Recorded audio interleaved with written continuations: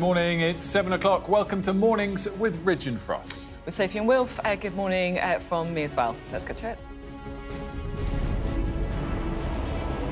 The Home Secretary says she's on a moral mission to tackle illegal migration as she sets out sweeping changes to the asylum system. Donald Trump says he has nothing to hide and Republicans should vote to release the Epstein files because it's time to move on. Will the Chancellor scrap the two-child benefit cap in next week's budget? We'll find out what that could mean for families. Also today, we're going to be speaking to the former Vice President Mike Pence about Donald Trump, Epstein and the BBC. Plus, Sky News fights for your consumer rights. Find out how to get your money back when your phone breaks, but the seller says you're out of warranty.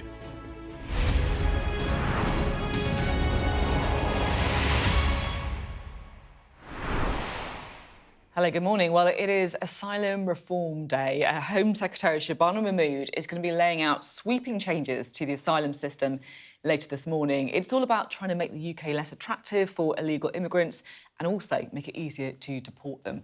She's called it her moral mission to tackle migration and says illegal migration is tearing the country apart. We already know a lot of what she's going to say. The measures include making people wait 20 years before earning the right to remain. That's up from 5 years. Plus plans to impose Trump-style visa bans on African countries if they fail to take back illegal migrants. Here's the Home Secretary talking tough on Sky News at the weekend with Trevor Phillips. This is a moral mission for me. I can see that illegal migration is creating division across our country. I can see that it is polarising communities across the country. I can see that it is dividing people and making them estranged from one another. I don't want to stand back and watch that happen in my country. What is happening with our illegal migration system is this is a broken system. It's not right-wing talking points or fake news or misinformation that is suggesting that we've got a problem. I know because I have now seen this system inside out. It is a broken system. We have a genuine problem to fix. People are angry about something that is real. It is my job, therefore, to think of a proper solution to this very real problem. Well, we've got Rob here, Rob Powell, our political correspondent. So there's a lot going on here. What are the kind of headline measures? Yeah, a big document we'll get later today called Restoring Order and Control. We've had quite a lot of the headline measures that have come out over the weekend. The main one is, for anyone that actually gets refugee status, the amount you get when you're initially granted it is going to be cut substantially. It's going to come down from 5 years to 30 months. But then also the amount of time you've got to wait until you can get permanent settled status, that's going up significantly as well. It will be 20 years before people can apply to settle permanently, 4 times longer than the current system, which is 5 years. And then some of the new detail we're getting today is about the legal framework as well, especially around the ECHR, changes to that will basically require judges to prioritise public safety over a refugee's right to a family life. So that is that Article 8 provision that you always hear being brought up when there are arguments about trying to deport people. And as well as changing how judges interpret it, they're also specifying that in a legal context, family means parent or child, immediate family, not extended family. So I think, like, broadly, what they're trying to do is the Home Secretary clearly believes that an image of the UK has been allowed to go out sort of around the world that, yes, you should come here, it's a good place to come. Golden ticket, I think was how she referred to it this weekend. I think they're trying to chip away at that from several angles. One other measure we're getting today that is quite eye-catching as well is that the Home Secretary's threatening to revoke visa bans on 3 countries if they don't basically quicken up taking people back. And that's almost like a Trump-like tactic, that, isn't it? Well, it's an interesting one. It's interesting that we use that label because to say to a country, if you don't do a returns policy for us for illegal migrants, then we're not going to grant you legal workers who are trying to come into the country for legitimate reasons. It's sort of previously separated out illegal and legal with a foreign country, making it all in one area, which I don't think is groundbreaking to a lot of people's minds. I'm really interested in the ECHR thing because people would say there's Article 8 and there's Article 3 and there's different articles which have more of an effect. But what she's trying to do is pass legislation in Parliament to change the way we interpret the ECHR. I mean, if that works, even on a small area initially, a lot of people will be saying, well, why didn't we do this sooner? And does it actually prove their point that we don't have to leave the ECHR to get it to sort of be moulded in the way that we wanted it to be? I mean, I guess we'll see. What critics are saying and what those that think we should be coming out of ECHR completely is that, look, if you're going to bring in changes here that mean that maybe even after 10, 15 years, you're continually reviewing someone's asylum status and then going, actually, your country is safe now, you can go back home, then by that point, there's a good chance that that person's probably built up a family, even a direct family in the UK. So they are saying, look, unless you come out completely, you will not stop people lodging these claims and appeals. I think what's really fascinating, though, listening to Shabana Mahmood yesterday, talking to Trevor, reading, she's got a piece in The Guardian this morning, which is basically being pitched as the sort of left-wing pitch for asylum reform. And so I think so often with this government, you find them putting stuff out there and going, oh, we don't really want to do it, but we sort of have to. She's not doing that. She is saying we have to do it, but she's leaning into it. She's saying, look, I know some of you in the Labour Party are not going to like this. You're going to find this uncomfortable. But, you know, her quote from today was saying, unless we act, we risk losing popular consent for having an asylum system, and a country without secure borders is a less safe country for those who look like me. So she's leaning into the argument. She's saying, look, come with me. I want to try and convince you. I mean, I don't think it's going to work for all Labour MPs. We've already heard some criticism of people saying, look, you're just trying to do reform light, and that's going to push more people to the Greens and other left-wing parties. But it's a change in language, harder policy, but definitely a change in approach in terms of the language as well. Yeah, I think it's so interesting. And I'm also quite aware that, you know, we should always be looking at these important stories about like migration through the prism of politics. But the politics here are really interesting around Shabana Mahmood, the Home Secretary. And as you say, she is just going out there. She's making the case for things in a way that we're not really used to. I noticed as well that in her own press release, she was talking about how much it's gone up over the last year. I mean, that's kind of throwing a bit of shade on, you know, Yvette Cooper, who was in the job before, right? Yeah, and the legislation that they're using to threaten these visa bans is the Nationalities and Border Act, brought in 2022 under the Tories, but never used. So she's sort of not afraid of really going into these areas that traditionally, I think, maybe a more timid politician would be a bit worried about straying into. Just on the Mahmood thing as well, she's escaped the Ministry of Justice just as it's caused all manner of havoc for the new occupant in David Lammy. So again, on all of those sort of intricacies of the politics, it's definitely an opportunity that she's trying to seize. Rob, great stuff as always. Thanks so much. Now to the US, and Donald Trump is calling on Republicans to, in fact, vote to release the Epstein files after all, saying he's got nothing to hide. Yeah, he's changed his approach. It's ahead of a vote in Congress this week. Let's try and find out what on earth is going on. Sadia is here. So it's a complete change of approach. Yes, it is. So it comes as the House is about to vote. We expect that to be tomorrow on this, and that's because of those signatures that were reached to force a vote on the bill, which, as I say, is expected tomorrow. And it is expected to get a lot of support from Republicans as well now. Many people saying that they haven't previously supported it, but now they might go forward. And of course, Marjorie Taylor Greene, a Republican, one of the most vocal critics, and she used to be a very staunch ally of the president. She got into a spat with the president over the weekend. So on Saturday, she said she'd come under attack after a barrage of criticisms from him, which he called her wacky, a traitor, a ranting lunatic. She said a hotbed of threats were being fueled and egged on by the most powerful man in the world. He then on Sunday, she said forgiveness is a major part of her Christian faith, and she said that she wanted to move on from all of this with the president. He has then posted on Truth Social. This is what he said in response. He said, House Republicans should vote to release the Epstein files because we have nothing to hide, and it's time to move on from this Democrat hoax perpetrated by radical left lunatics in order to deflect from the great success of the Republican Party. The House Oversight Committee can have whatever they are legally entitled to. I don't care. And he didn't stop there. He never does he? He was asked by reporters about Marjorie Taylor Greene and the threats that she talked about. Have a listen to what he said. Her life is in danger? Who's that? Marjorie Taylor Greene, she says. Marjorie Taylor Greene. I don't think her life is in danger. Frankly, I don't think anybody cares about her. It's really interesting. I mean, she divides opinion often, Marjorie Taylor Greene, but kudos to her, because she, I think more than any others, has forced this change in tact by the president overnight. I think it's, the other thing that's going to be very interesting to this is the extent to which there is more to come that's bad for him as opposed to others. And this is where now I think people's focus is turning.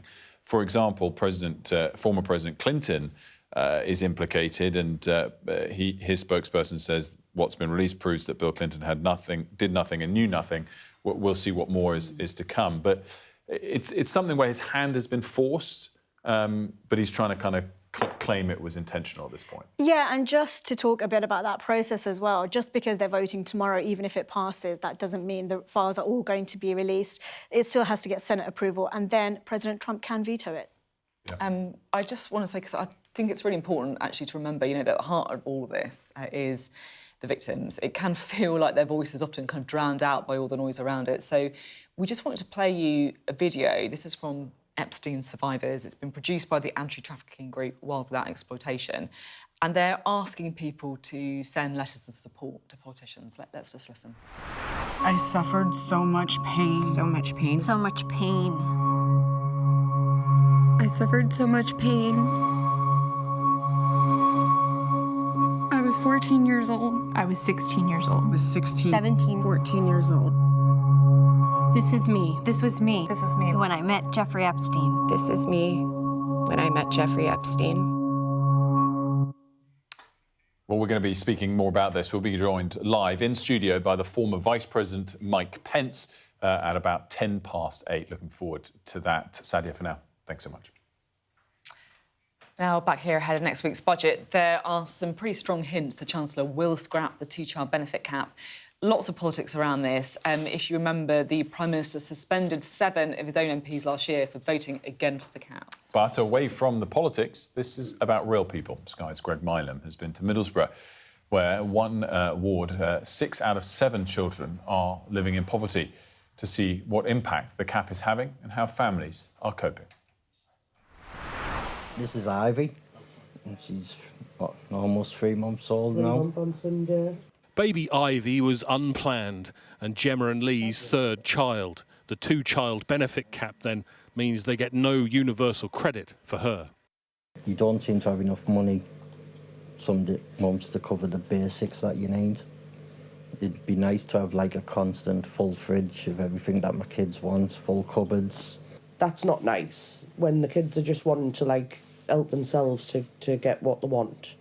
And then we've got to say like, try and calm down on what you're eating because we haven't got the money to go and get like shopping in until we get paid. That's quite hard. It's meant taking some drastic steps. We had to pay half of the rent 1 month, didn't we, just to make sure that we had the money to cover it. How stressful is that when you're It's having to make stressful those... because if you get into arrears with your rent, they're on your case, threatening you with court, losing your house. So there is the worry of that, because obviously you want to keep the roof over your head, don't you? Maybe if families do have more than 2 children, give them that little bit of extra help, because it would make a difference. A short drive from their house is Newport in Middlesbrough. Out of every 7 children who live here, 6 are classified as living in poverty. Across the whole of Middlesbrough, more than half of all children are growing up in poverty. Eggs, butter, milk and flour to make the cake. Who can help me with the first one? A child who hasn't been able to sleep properly, can't concentrate, they're tired. We know that the brain doesn't work in the same way. A child who is hungry can't access the whole of life. They see all of that at Dormanstown Primary Academy. When you face hardship, it affects not just your physiology, but your emotional sense. It affects your brain development. It affects your sense of worth.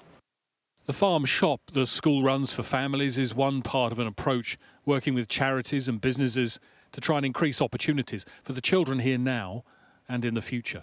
If you had a superpower, what would it be? Teleport. The school's Year 6 pupils know how important that shop is to this community and the sort of worries children like them are facing. I think that's very important because it ensures all of the people in our community have options if they're struggling. Some people who don't have a lot of money, they can come and get easy meals like carrots and stuff to eat instead of going all the way to big shops.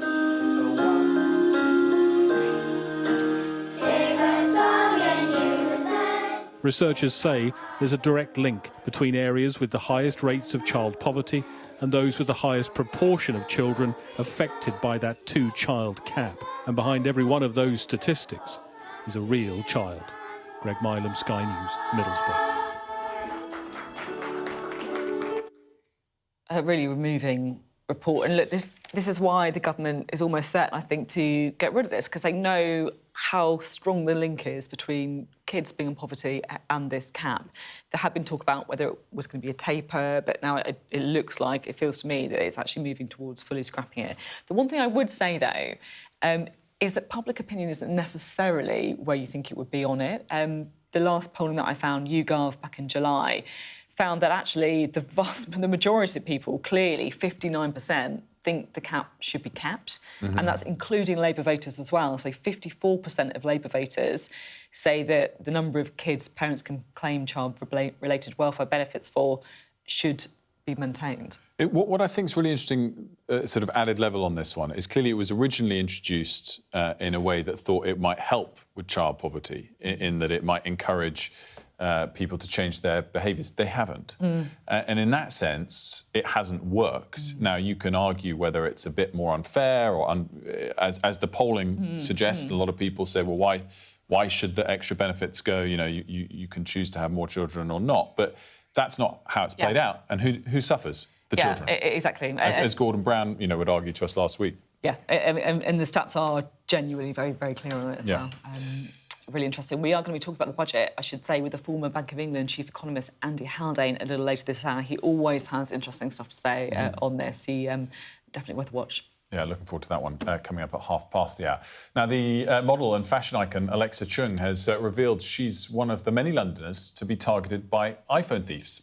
We can just take a listen to her talking about it now. People do like stealing your mobile phone. Yes, I hear that. Someone tried to nick one off me the other day and I refused to let him have it. What's your secret? I was in the middle of a group chat and it was really fascinating. So just tight grip? I literally tight gripped it.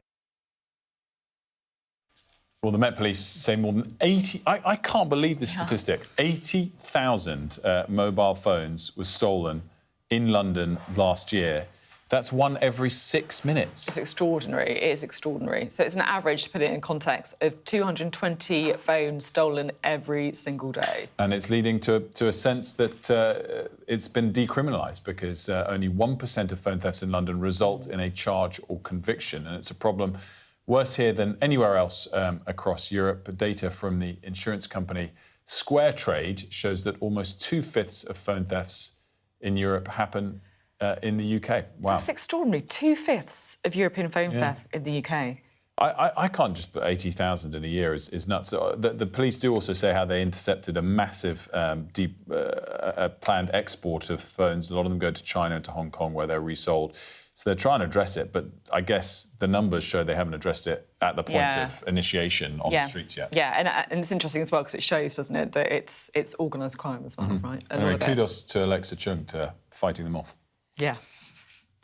Now, we are, of course, talking about borders, security, asylum and immigration this morning, the kind of sweeping reforms announced by the government. So what is going on? What are they doing? Is it going to work? What's the public opinion on it? We can talk now to a man who hopefully should be able to answer all those questions, Border Security and Asylum Minister Alec Norris, with us this morning.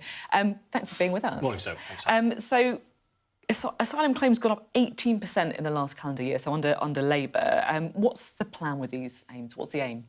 Well, we know that those applications are going up in the UK, and that's set against them reducing across Europe. So something different is going on in our country.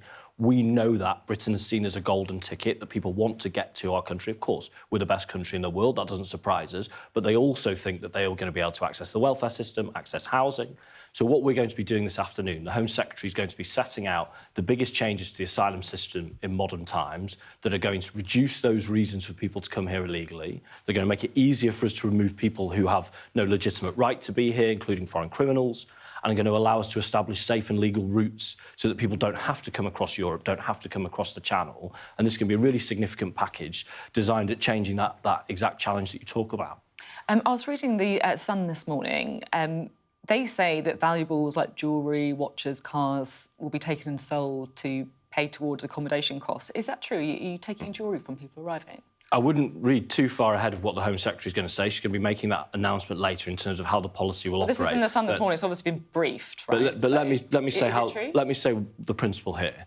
At the moment, the British public pay billions of pounds a year so that those seeking asylum or those who've already failed in their applications can be supported in their accommodation and their living. It is right that if people have money in the bank, if people have assets like cars, like e-bikes, they should be contributing. No, we're not going to be taking people's heirlooms off them at the border, but we do want, there's an individual, for example, who's getting £800 a month sent to him. He's got himself an Audi. People have cars, people have e-bikes. If those are assets, they should contribute to the cost of their living. So are you taking jewellery off then? If it's, I'm not talking about wedding rings, but if someone's got, like a nice ring or a nice necklace, are you going to take that off them? That I do want to stress that people should wait for the Home Secretary to fully detail the policy. Question, and I think what people have appreciated about Shabana Mahmood is she's been quite direct on this stuff. Like, she's told us what she's doing, she's taken us with them. So what is the answer? In the instance you're talking about, no, of course not. Okay. What we're saying, though, if someone comes over with a bag full of gold rings, well, that's different to, as I say, a family heirloom or personal items. No, we're not going to do that. OK. Is it also right that you're looking at visa bans for countries that don't take back their own citizens who've, arrived in the UK illegally? Yeah, absolutely it is. There are a significant number of people who've been through the system. So they've come to this country, they've had an asylum claim rejected, they've appealed it generally, that's been rejected, and now they're in accommodation paid for by the taxpayer, going nowhere fast, terrible for those people, terrible for us collectively, but their country of origin, which is a safe country, which often we have a returns agreement with, aren't doing their bit in helping us remove their citizens back to home. See, when I looked at this, I thought it sounded, quite tough. But then I saw that, the first step in this is diplomats and VIPs losing priority access to the UK visa system, so they'll be forced to queue at embassies like everyone else. I mean, that doesn't sound that tough. It's just a slightly longer queue, isn't it? Well, first of all, this is about having really good bilateral relations with people that we work with day in, day out to take their citizens. That can ramp up. The reality is the Home Secretary is saying... You're starting off by saying, OK, you might just have to wait a little bit longer outside. Well, I wouldn't go that far, Sophie, because the fullest extent of this policy is to say that actually... people can't travel here under a visa regime, so they can't come for tourism, they can't come for business. That's quite significant. We don't want it to get there. I believe, with the countries that we're working with, I have these conversations, as you'd imagine, week in, week out. We should be able to get there without the need for any of this. But we're saying very clearly, and, and the Home Secretary's announced 3 countries today, they've got a month to get this in order. Let's get these returns in line with the agreements we've got, in line with international kind of accepted norms. Let's get it going. So you've got these 3 countries, these 3 African countries. It feels like, in a way, that's the kind of easiest ones to deal with, right? Are you prepared to do this with some of the big players, like India, for example? So I don't accept that characterisation that this is somehow in any way easy. This is a difficult engagement, will involve a lot of very difficult conversations. What we've done, our relationship with every country around the world is slightly different. Our relationship with every returns agreement is slightly different. Some are working really well, like Albania, some aren't. So we've looked at those, and we've looked at these 3, as you say, Angola, Namibia, Democratic Republic of Congo, 4,000 people in this country, of which 10% are foreign offenders. They're not working, so that's why we're prioritising these ones. So I guess, I understand that, but the question is, is nothing off the table? Are you prepared to do this with any country? And I mention India because there has been some speculation that actually they could be doing more when it comes to taking people back. The countries we're starting with are the ones that we've named. We wouldn't rule that out with anybody else. The reality is, with most countries, we've got much better relationships. We need to see these agreements work, and we will. We're not going to rule anything out in order to make sure they do. A lot of this stuff as well is around the ECHR, so the European Convention on Human Rights, that a lot of people have been using to effectively not go back or to appeal against rejections. You've got a problem with Article 8, the private and family life. You want to reform that. You also say Article 3 about inhuman and degrading treatment has been expanded too far. I mean, some people would say, like, you know, if you don't agree with the ECHR, why don't you just leave it? We don't need to. Like, the reality is, were we to leave the ECHR, we would rip up many of the returns agreements I've just talked about because they're built on them. We'd be ripping up other very important conventions that we're signed up to, and we'd be back at square one trying to renegotiate them. The great thing about what the Home Secretary's announcing this afternoon is that all of it is within our domestic purview or within reforms we can make. So Article 8, for example, we apply a much broader definition than the agreement itself, so we can tighten that up. Do you think some of the lawyers need to look at themselves in the mirror? Have they been exploiting this, do you think? To be honest, I've never thought that's very helpful language. The lawyers got their job to do to make sure they do the best by their client. It's our job to make sure the laws are effective ones. You know, in the case of Article 8, it's far too broad, you know, and we can change that. And then just very finally, Donald Trump has said Republicans should vote to release all the Epstein files. He says he's got nothing to hide. He says it's time to try and move on. Do you welcome the greater transparency? Well, I have to say, you know, we're focused today on our asylum package. I don't really think about the whipping of the Republican Party very much, but I do know that in this case, a lot of really serious crimes were committed and there's a lot of victims, a lot of hurt. So transparency, I think, is always a good thing. OK, thank you very much. Thanks, Alex Norris there speaking about those sweeping reforms to the migration system. Yeah, it's going to be really interesting to see the broader reaction from other Labour Party MPs in particular, as and when we see the final details. After the break, we're going to be talking to the former chief economist at the Bank of England, Andy Haldane. Of course, the budget just 9 days away. Is that right? 9 days? I think so. Yeah. Yeah, that's good. Good mental maths. There we go. Impressive for this time of the morning.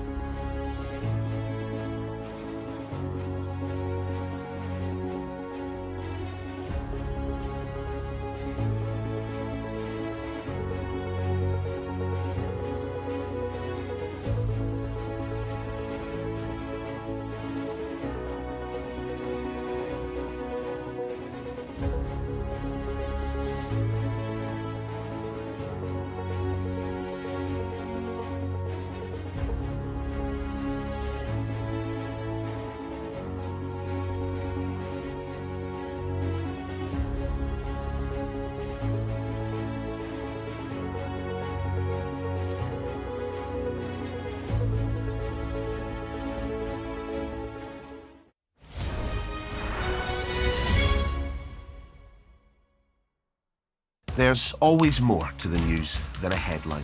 We want to discover, to delve a little deeper, to find out what's really going on. Explanation, analysis, the people at the heart of every story. I'm Neil Patterson, and this is the Sky News Daily Podcast. So, by the end, we'll hopefully all understand what's going on in the world just that little better. Available wherever you get your podcasts.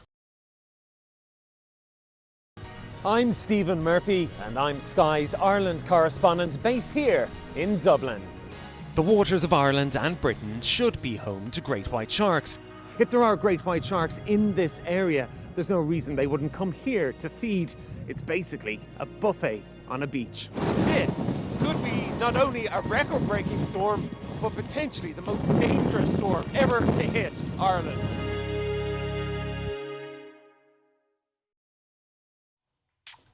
Welcome back. The news this morning. Let's get to it. The Home Secretary will set out major reforms to the asylum system today, making the UK less attractive for illegal immigrants, making it easier to deport them. Shabana Mahmood says tackling migration is her moral mission. The US President, Donald Trump, is calling on Republicans to vote to release the Epstein files, saying we've got nothing to hide. It marks a reversal in policy after he previously opposed the move. And had us some pretty strong hints the Chancellor could scrap the two-child benefit limits in this month's budget. We report from Middlesbrough, where in one ward, 6 out of 7 children are living in poverty, and families are backing calls for the cap to be scrapped. Well, we have briefings, backbiting, major tax U-turns. There's still more than a week to go until the Chancellor delivers her autumn budget. Rachel Reeves has scrapped plans to break the government's manifesto plan, pledge and raise income tax amid, apparently, a better-than-expected economic forecast. But, of course, lots of questions still to be answered. We can bring in now the former chief economist at the Bank of England, Andy Haldane. Good to have you with us. Morning, Sophie. So we've got the budget next week. It feels like we've been kind of bracing for it for months. How bad do you think it's going to be? It has been a long time, hasn't it? I mean, a real circus that's been in town for months and months now, a circus of speculation. And that's by itself been very bad, I think. It's caused businesses and consumers to hunker down.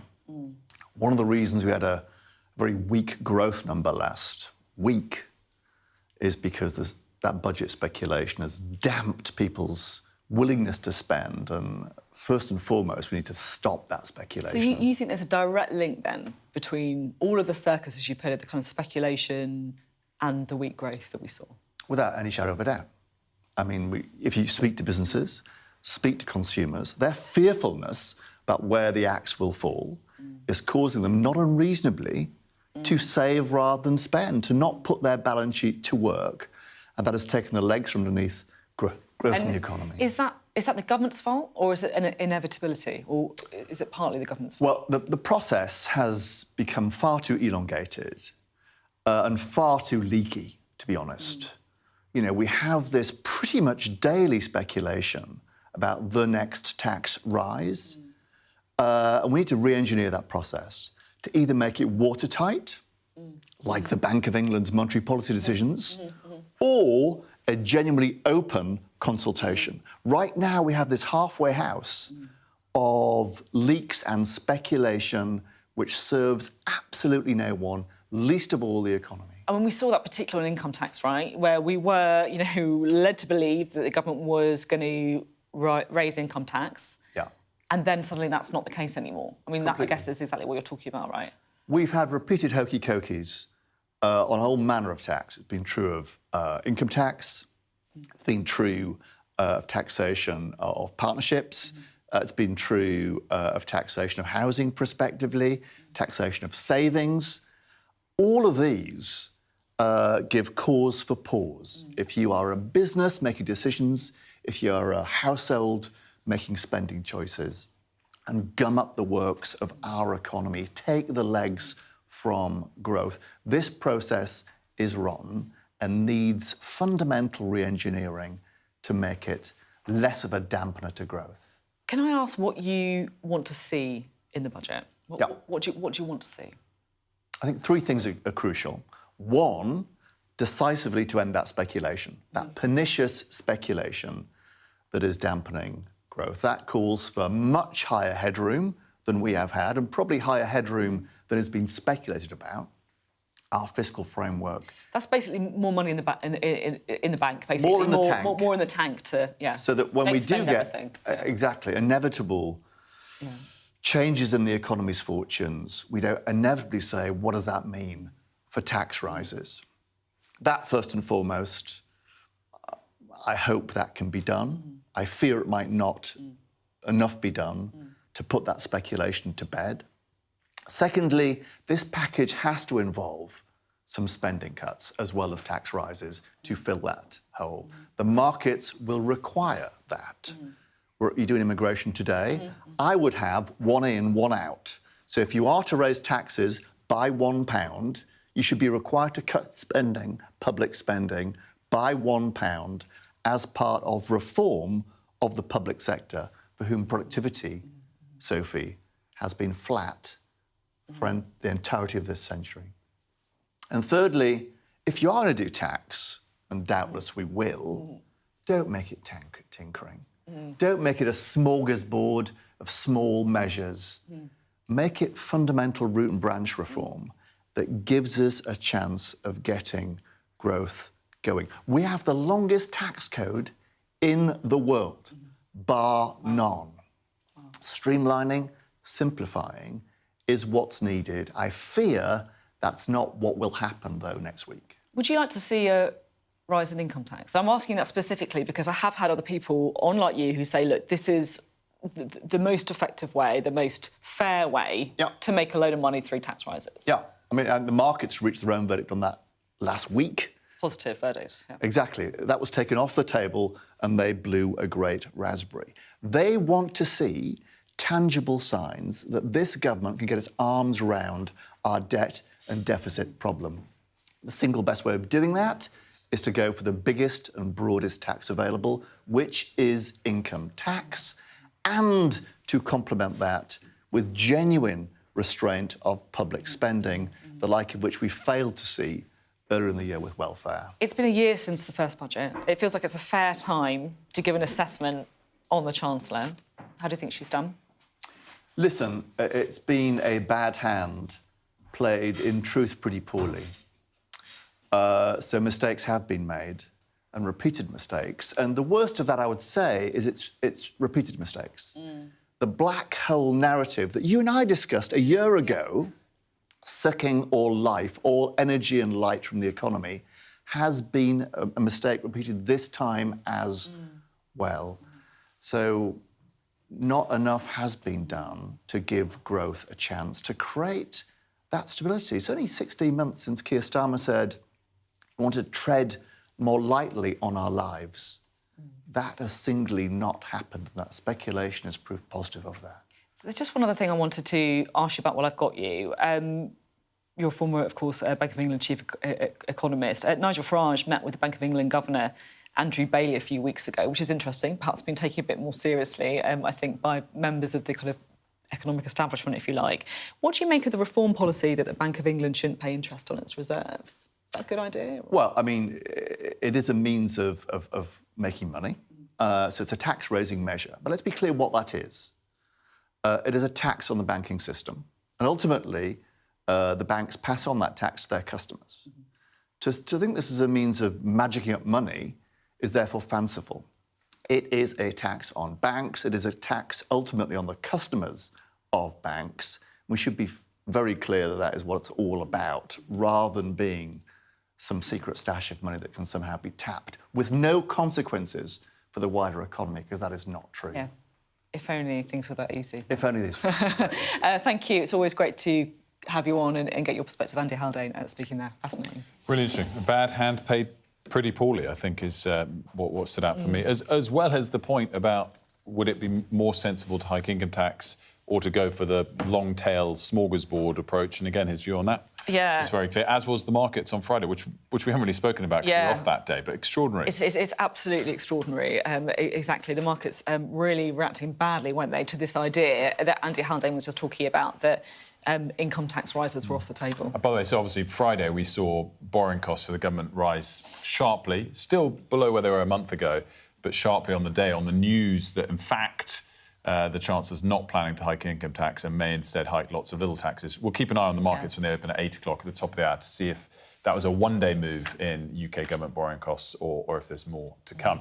Now, it's a situation we've all been in. You buy something, it breaks, but you're out of warranty, or you lose something on your trip and your insurance falls through, something that you thought you had covered, but in fact the seller, the provider, wiggles their way out of helping you out after the fact. There's lots of consumer rights that should protect you, but look, we don't always know about them, do we? But the good news is this week Sky's Money blog is solving readers' disputes. This is something we're trying to get behind on breakfast because we could pick up a few tips for ourselves as well, right? Our Money Live reporter Jess Sharp is here to tell us more. Great idea, Jess. Thank you, thank you. Yeah, so we tackle a reader's dispute every week in the Money blog, whether that's a consumer dispute or a financial dispute. And as you can imagine, we get a lot of them. So we thought that we would spend the week tackling as many as we can in the lead up to Black Friday so that we can give readers all of the confidence they need to go in and shop sensibly and not get fobbed off, basically. And what's the one that you're tackling today, Jess? This is about your phone breaking. You think it's under warranty, but for some reason it's not. Yes, so basically this case today comes from a reader called Robin, and it raises two really common issues that we see in the Money blog, which is what are your rights when it comes to second-hand goods and refurbished products, and the warranty fob-off, which is where a retailer tells you that something's out of warranty, but actually it isn't. So for Robin's case, she got in touch with us after she bought a second-hand refurbished phone from Back Market. It was described as being in excellent condition, but it broke. Back Market fixed it, but after they repaired it, it broke again due to the same fault. But when she went to Back Market after it broke, they said because a year had passed, she was out of warranty, so she wasn't eligible for a repair or to get any of her money back. And that's something we hear a lot, the warranty fob-off. But the thing is that the Consumer Rights Act does cover second-hand products, and you have an implied warranty for 6 years in England and Wales and 5 years in Scotland. The caveat to that is that in that time period, you're protected for as long as a reasonable person would expect the product to last. So in this case, for an excellent refurbished phone, a reasonable person might expect it to last a couple of years, I guess. Yeah. And when we pointed that out to Back Market and we asked them for their view on it, they did explain that, yes, customers are entitled to a repair if there's a fault for the first year of buying the product. But they said that they had to prove that the fault was there at the point of purchase. But that's not the case. And the Consumer Rights Act is really clear on that. And, you know, for the first 6 months, there is that you don't have to prove that was the case. And so you're tackling one of these a day for this week? Yes. And a reminder, so the Money blog people can find where and how do they get in touch with some of their concerns if they want your help on this? Yeah, so they can find it on the Sky News app, on the Sky News site. There is a QR code on your screen that you can scan so that you can get access to it. There we go, as if by magic. There we go. And you can email us at moneyblog@sky.uk and we'll see if we can help. Lovely stuff. Jess, thanks so much. So we're back tomorrow with the next one. I look forward to it. Jess is on the case. Love it. If you are about to head out for the day, a reminder, you can take us with you if you really have to. Cheat Sheet, our daily podcast, all the top stories in 10 minutes where we do the work so you don't have to. You can scan that QR code for that one as well. It's on the screen right now. Definitely worth checking out Cheat Sheet. It's quite a lot of fun, actually. It is. We record it at 5:15, then it's live from 6. So, yeah, all the main stories first thing in the morning. Up next, we're going to be talking to the former Miss Great Britain, Alice Cutler. This is about road safety. She's got a really compelling personal story to bring us.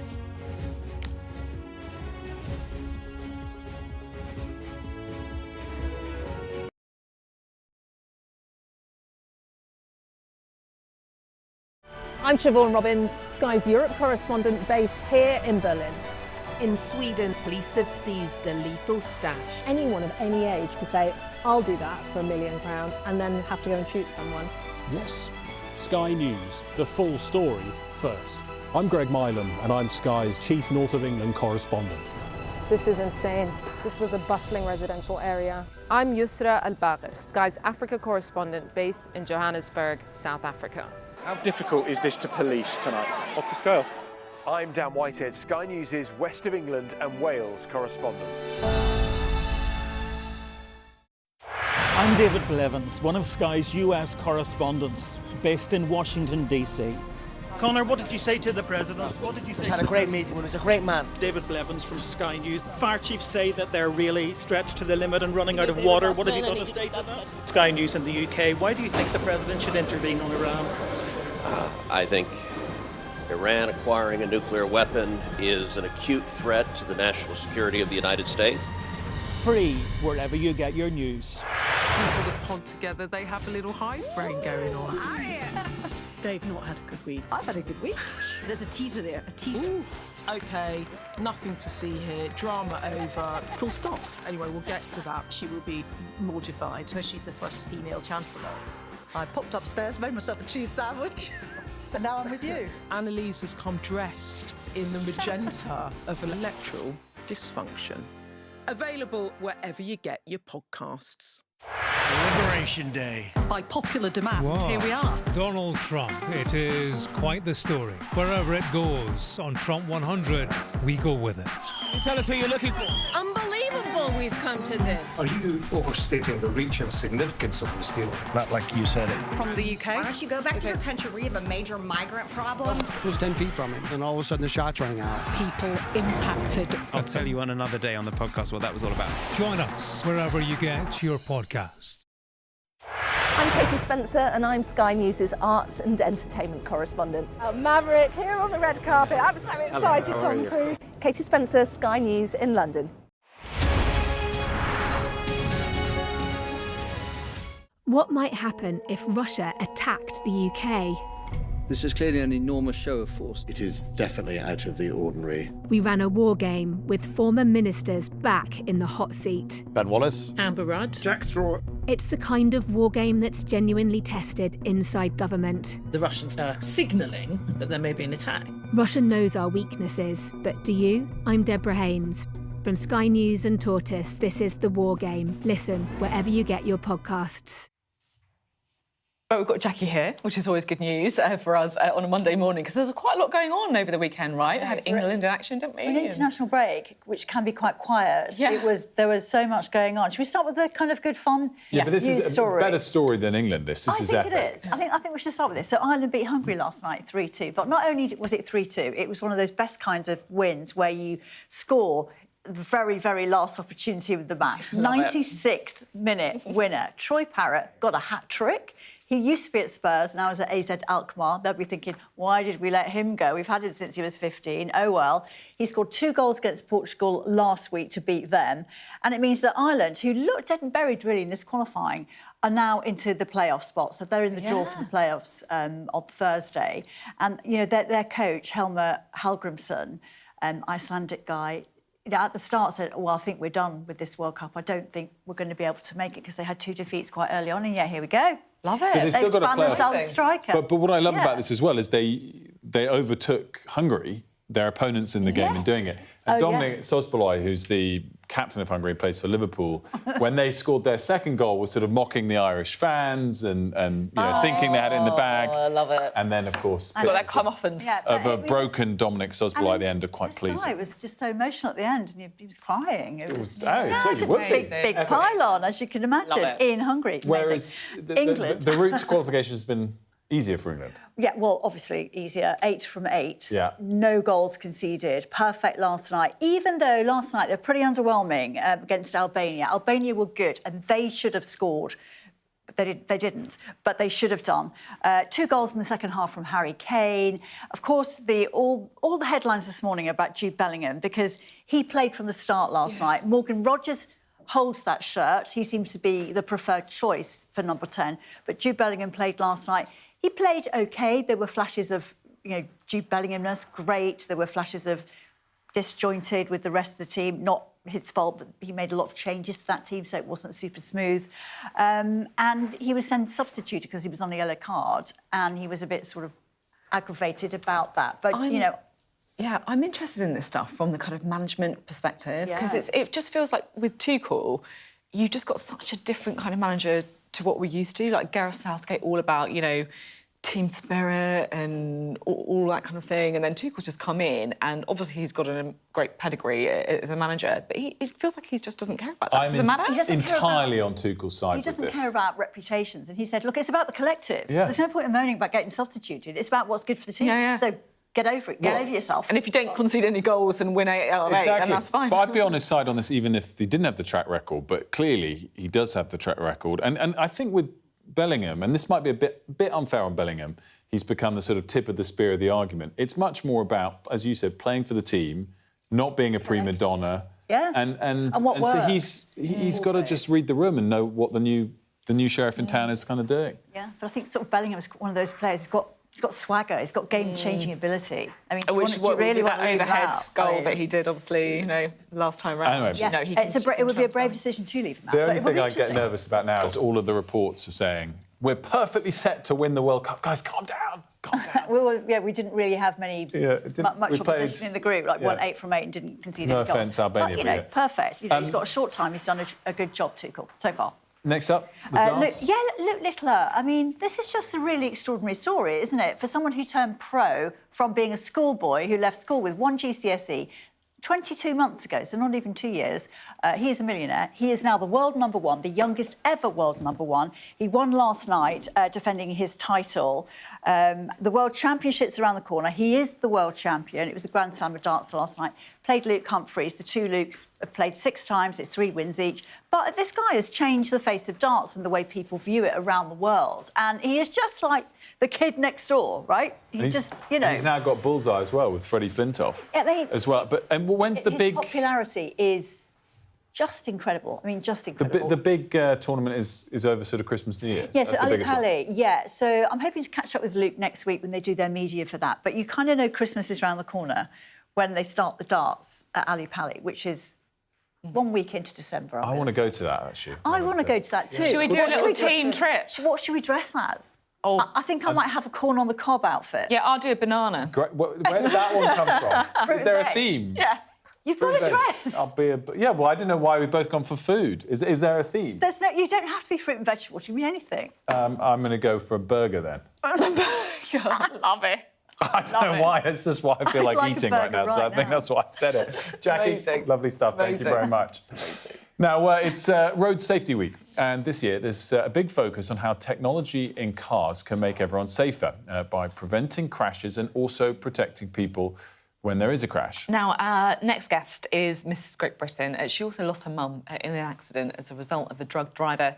And so she's using her voice and her platform to team up with the charity Break to call for better safety tech in our vehicles. Alice Cutler was crowned Miss Great Britain 2025. She's here to talk about this issue.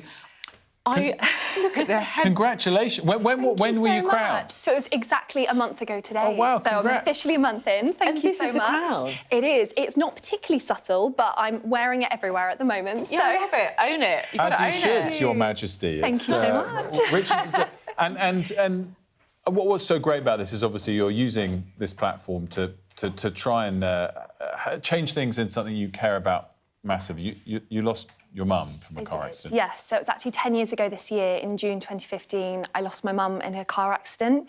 We were actually on the way back from my aunt's funeral, so the story just gets a little bit more tragic the deeper you delve into it. But actually what I want to say is that, we are not just one road death statistic that year. I think there were 1,500 people that died on the road that year.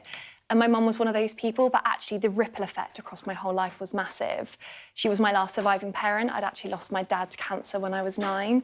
So my whole world was turned upside down. And I think that's the message that's really important to get out when we speak about road deaths as well. I'm so sorry. Thank you. I'm really sorry. It must have been such a sudden sort of thing as well. It was, yeah. She was 49. She'd started planning her 50th birthday, and 1 minute they're there, and then the next minute, just like that, they're gone. So. And it was a drug driver, that's right, isn't it? It was. So he was actually experiencing the come-down effect of taking drugs a few days before. So it was very much still in his system, and unfortunately, he just fell asleep at the wheel and failed to navigate a bend.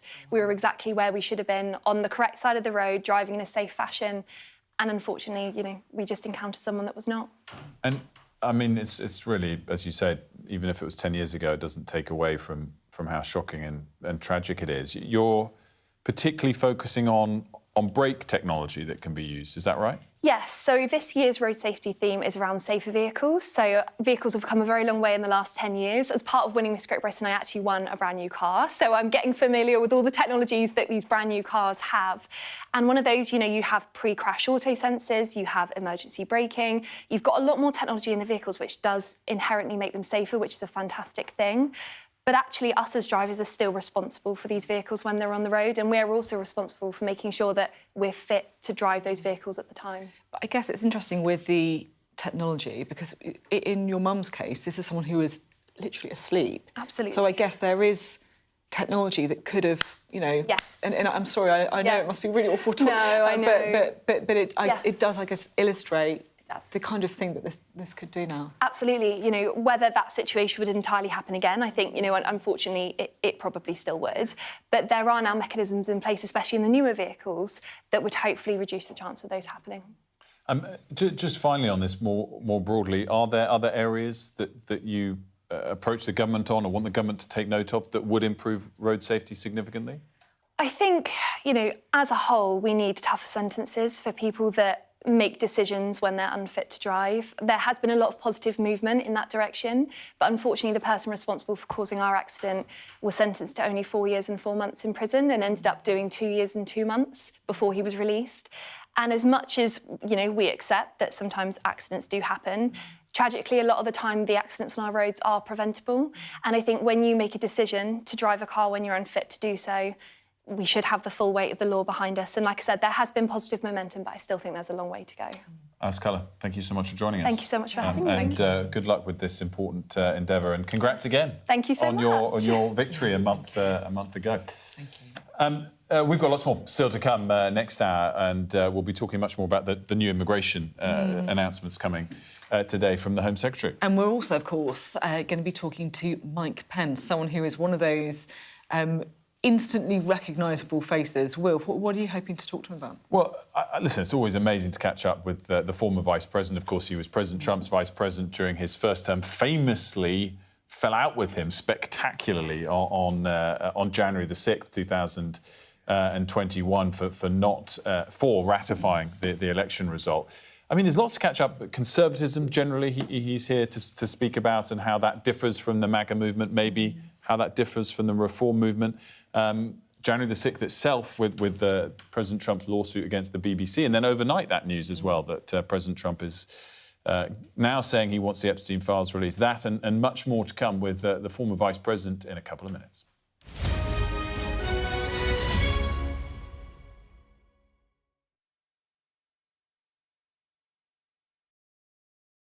We are under Israeli military restrictions in terms of some of the things that we can film, but it's important to be in there. What a slow drive for the president as he approaches his golf club. 1 more year! Free wherever you get your news. I'm Mark Stone, and I'm Sky's correspondent based here in Washington, D.C.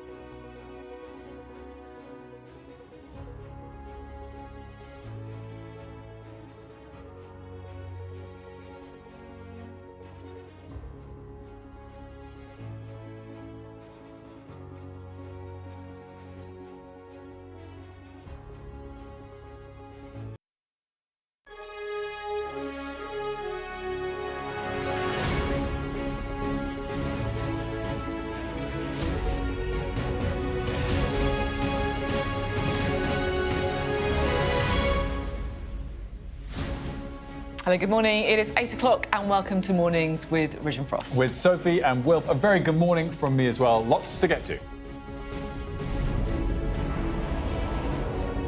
The Home Secretary says she's on a moral mission to tackle illegal migration as she sets out sweeping changes to the asylum system.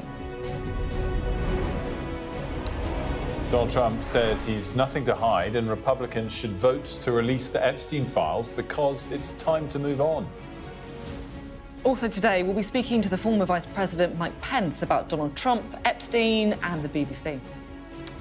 Plus, we'll hear from the National Chair of the Police Federation, which is calling for psychological testing for new recruits.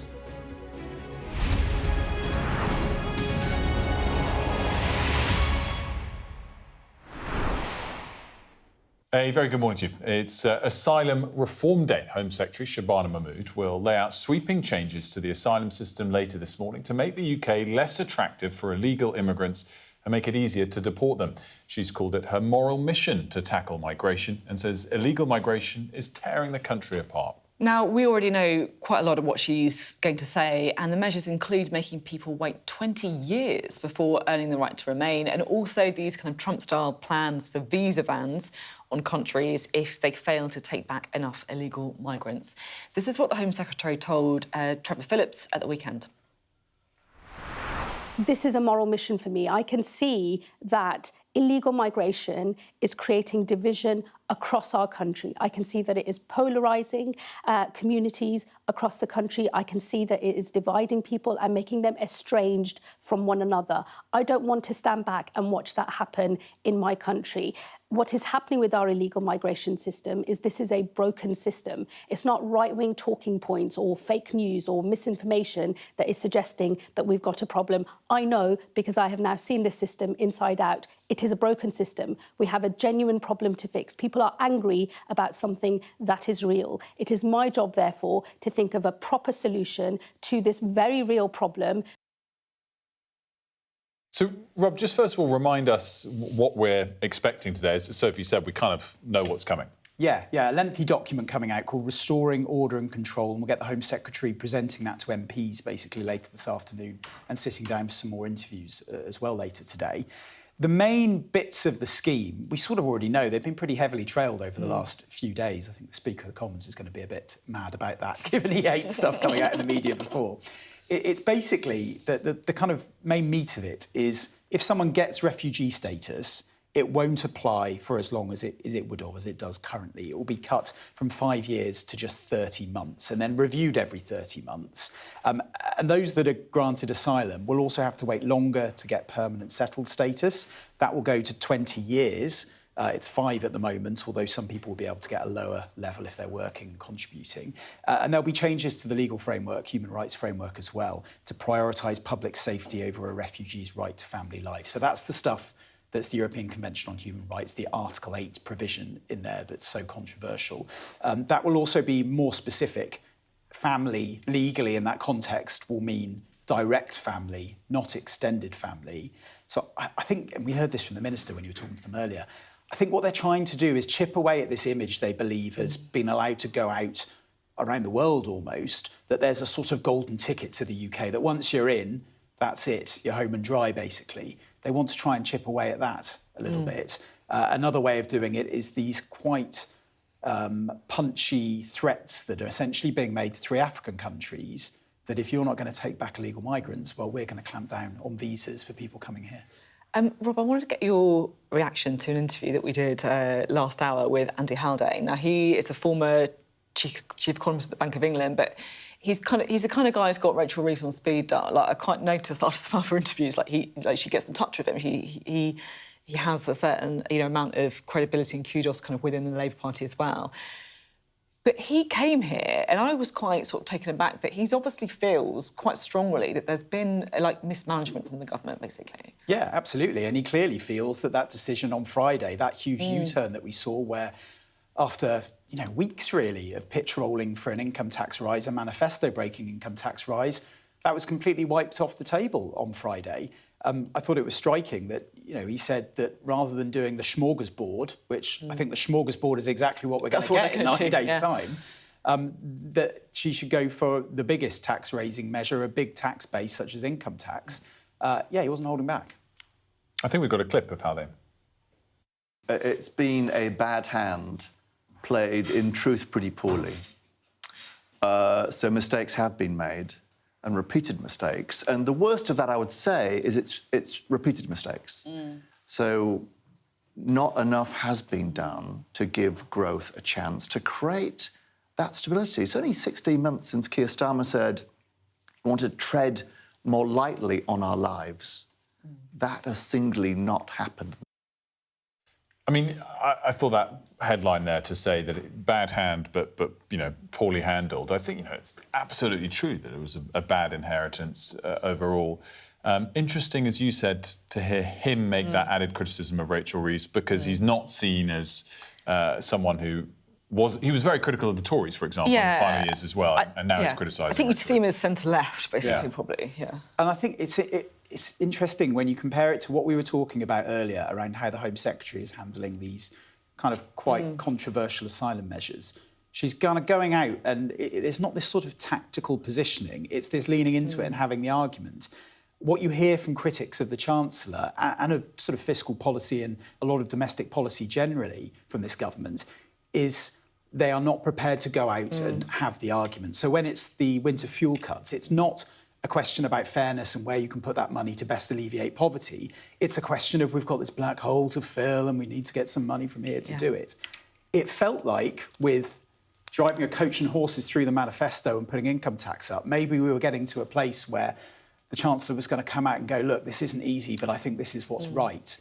But it felt like that was taken off the table on Friday, and it felt like we were going back to, we're going to freeze income tax thresholds, so technically it's within the manifesto commitments, but it felt like a flip back to the strategic, to the tactical, rather than necessarily taking a few risks and being a bit punchy with your arguments. That's right. Really interesting stuff. Thanks, Rob, very much indeed. Now, in the last few hours, Donald Trump has changed his position on the Epstein files. He's called on Republicans to vote to release them, saying we have nothing to hide. Just to remind ourselves, this is a huge tranche of documents relating to the late paedophile Jeffrey Epstein, held by the Department of Justice. Congress is due to vote on releasing them this week. Well, Sanjay's here to explain what's going on. What's going on, Sanjay? So we're expecting that vote to take place tomorrow. That's in the House of Representatives, and it's on the bill to release all of the Epstein files. That includes all of his sex trafficking operations details, but also information on his death in federal prison. That comes after a petition was launched in July, I think it was, to force a bid on this vote. That petition has got the 218 signatures that it requires. And in the meantime, Donald Trump is having a spat with one of the people who is on the Republican side who really supported and really championed this vote to go ahead. She used to be a staunch ally of his, Marjorie Taylor Greene. Over the weekend, they got into a bit of a row. So on Saturday, she said she'd come under attack after a barrage of criticisms from the president. And then on Sunday, she said she now forgives him. She believes in forgiveness. It's part of her Christian faith, and she wants to move ahead. He's then responded on Truth Social, and this is what he said. He said, House Republicans should vote to release the Epstein files because we have nothing to hide, and it's time to move on from this Democrat hoax perpetrated by radical left lunatics in order to deflect from the great success of the Republican Party. The House Oversight Committee can have whatever they are legally entitled to. I don't care. And in true Donald Trump style, he didn't stop there. He went on to attack Marjorie Taylor Greene. Here's what he told reporters when they asked about those threats she's been receiving. Her life is in danger? Who's that? Marjorie Taylor Greene, she says. Marjorie Taylor Greene. I don't think her life is in danger. Frankly, I don't think anybody cares about her. We should also say, of course, at the heart of this is the victims. And I just want to play a video of some survivors. They're talking about people writing to their politicians. So let's just listen to what they said. I suffered so much pain. So much pain. So much pain. I suffered so much pain. I was 14 years old. I was 16 years old. I was 16. 17. 14 years old. This is me. This was me. This is me. When I met Jeffrey Epstein. This is me when I met Jeffrey Epstein. Sadia, thanks for that. We have quite an extraordinary guest to give us some reaction to what's going on in the United States more broadly. Lots and lots of topics to get to with Donald Trump's former Vice President, Mike Pence, who joins us, I'm delighted to say, live in studio. A very good morning to you, Mr. Vice President. A real treat to have you here in person. In particular, you're in London for a couple of days. I am, speaking at Oxford, Cambridge, Chatham House, but up in Newcastle. I saw over the weekend. Week, so it's been a great trip. And talking about conservatism and what it means today up in Newcastle, and we're going to get to that in a second. I just have to ask for your reaction, if I may, first of all, to that story overnight. Did you expect Donald Trump to U-turn on this topic and say all these Epstein files should be released? Well, I was hopeful that the president would join those of us that have called for the full release of all the Epstein files. You know, I believe a society can be judged by how it deals with its most vulnerable, the aged, the infirm, the unborn, but that also includes vulnerable young women. And my heart goes out to the women who were victimized by Epstein and his cohort. And I believe that it's altogether fitting that the Congress, now with the president's support, will be moving legislation to release all the Epstein files. And as the president actually said yesterday, I hope to be able, he said he's done nothing wrong. I hope we can move past this and begin to deal with some of the major issues challenging our country at home and abroad. Clearly here, it is dethroned a prince, has toppled an ambassador to the US. Do you expect that to happen of high-profile US figures? Well, I think we have to let the cards fall where they may.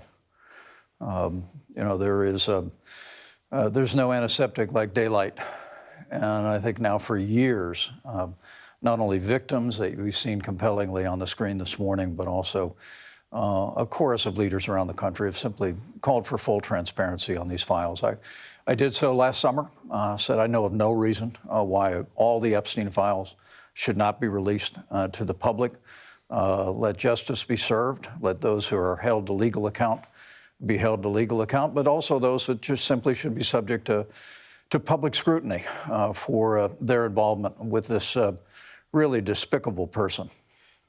Just finally on this, I mean, President Trump has said he's got nothing to hide. Why do you think it's taken so long to back the full release? Do you think he's got something to hide?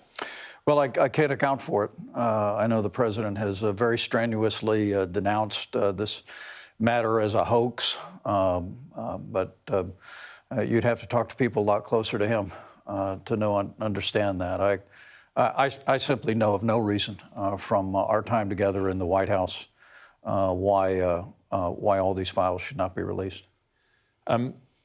Clearly, as you mentioned, you've been here for the last couple of days talking about conservatism. You have a new book coming out, What Conservatives Believe. It's not out yet, but am I right in saying that part of the premise is you think the right in America, the Republican Party as it's today, perhaps the MAGA movement, actually doesn't perfectly represent what you believe conservatism is? Well, let me be clear. I'm very proud of the record of the Trump-Pence administration. As you alluded earlier, it didn't end the way I wanted it to, but I'll always believe that I did my duty, fulfilled my oath to uphold the Constitution and see to the peaceful transfer of power. But up until those fateful days in 2021, President Trump and I worked very closely. We advanced a conservative agenda, rebuild our military, cut taxes, reduce regulations, secured our border. We appointed conservatives to our courts at every level. And when I was running for president in the Republican primary a few years ago, I noted that in our party, and I know you've seen these fissures here in the UK as well, there was a movement afoot within the conservative movement that was departing from that traditional conservative agenda that's defined our party for 50 years in the United States, and following what I call the siren song of populism, unmoored to conservative principles. We've seen voices emerge that are embracing isolationism, not only with regard to Russia's unprovoked invasion in Ukraine, but even questioning our support for Israel. And of course, the president's announcement of unilateral tariffs against friend and foe alike is really at odds with the approach that we took in our administration, which was to use the threat of tariffs to negotiate down trading barriers and open up free trade. I'm someone that believes in free trade with free nations, Conservatives have always believed that. So those are some of the fissures that we've seen, and the book that I've written will be out next year, entitled What Conservatives Believe, I hope is a part of a debate taking place in the United States as to whether we're going to stay true to those principles that have always made our country strong and prosperous and free. Do you think that the same applies here? I know that you did an event with the Conservative Party at the weekend. So do you think they would be better people to look after this view in the UK than Reform and Nigel Farage? Would Farage be a bad Prime Minister? Is that the implication? Well, I can tell you that I don't believe in foreign interference in elections. So if an election is called in the UK, I'll let the people of this country sort it out. But I have great admiration for the Conservative Party in the United Kingdom. And I think it's extremely important, as I said in Newcastle last Friday, that conservatives in this country offer what Ronald Reagan used to call a choice, not an echo, that we offer a clear delineation between both the progressive left as well as the populist right. And I was honored to be able to speak to them. They're not doing very well, though. I mean, the polls at the moment, forget last year's poor election result, the polls have them under 20%. What do they need to do? Well, for us, the Republican Party, in my 20 years in public office, has gone through different seasons of popularity. What I have found is that the more clear you are on a commitment to a strong defense, to American leadership on the world stage, the more clear you are that you're here to cut taxes, reduce the size and scope of government, and the more clear you are on values. It's a point that I brought up in Newcastle, to stand without apology for the right to life or family, that it's those values that I think will provide a real foundation for our party to continue to prosper in America, but also for conservatives around the world to prosper in the West. I'm sure, as you've seen from our coverage this morning and all over the weekend, that the Home Secretary, Shabana Mahmood, today announcing much tougher policies on immigration. Some would say that the Labour Party's been dragged here. It wasn't perhaps their initial intention. Is it important today in the developed world to have a very tough stance on immigration to be a successful government? Well, first off, a nation without borders is not a nation. And what we did in our administration, and I was pleased that the new Trump administration reenacted, was essentially put into place policies that have secured our border.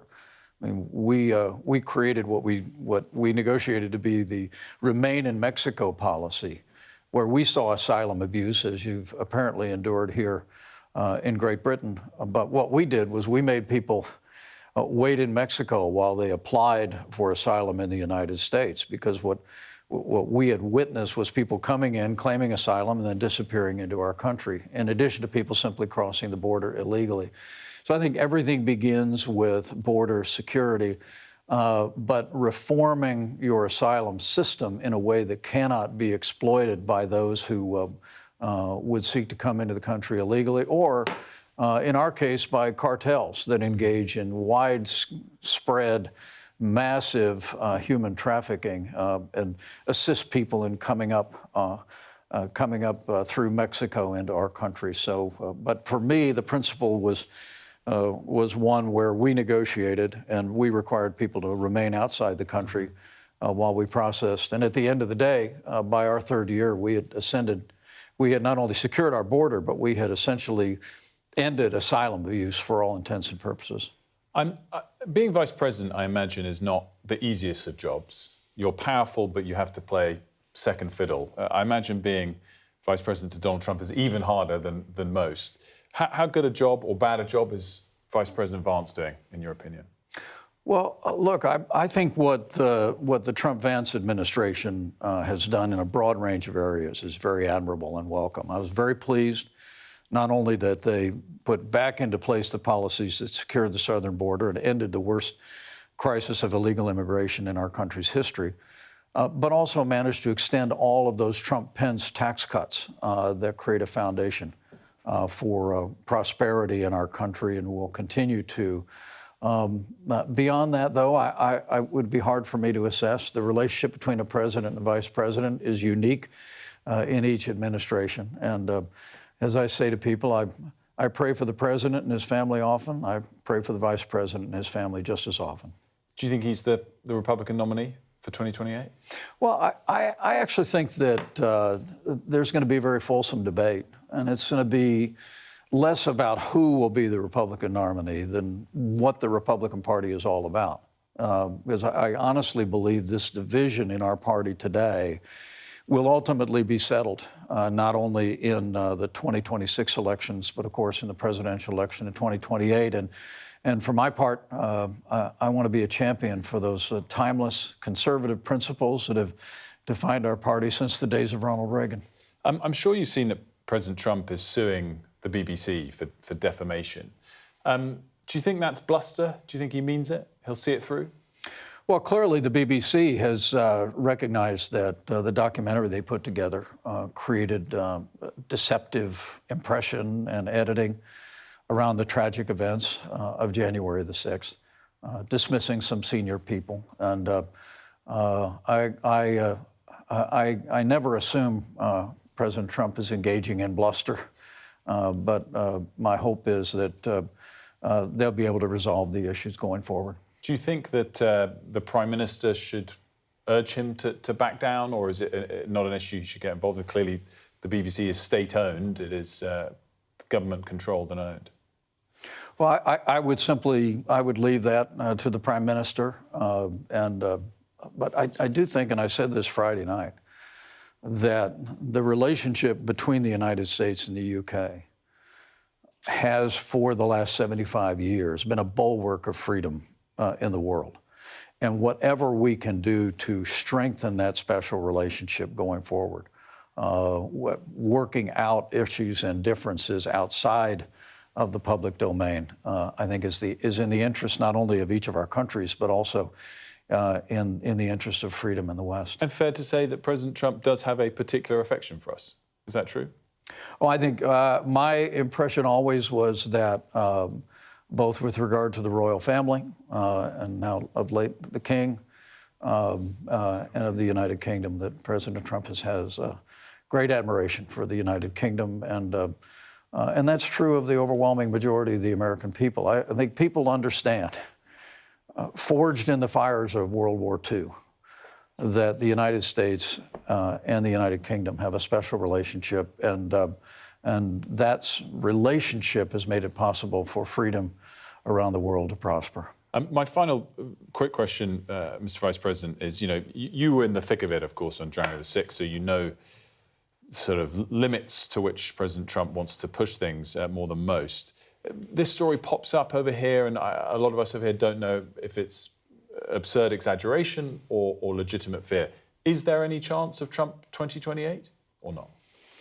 Our Constitution is very clear that an individual may not seek the presidency or be elected to the presidency more than twice. And so I expect that you'll continue to hear the president make comments about the future and toy a bit with the people in your line of work. But at the end of the day... That's what he's doing, though. That's interesting. At the end of the day, I think we're going to have a very fulsome debate in our country. Again, I would say not just in the Republican Party now, not just in who we will select as our standard bearer, but what we will be about. I intend to be a champion of that traditional Reagan, Trump, Pence conservatism that defined our party for 50 years. You're not wearing one of those Trump 2028 baseball caps that we see out and about.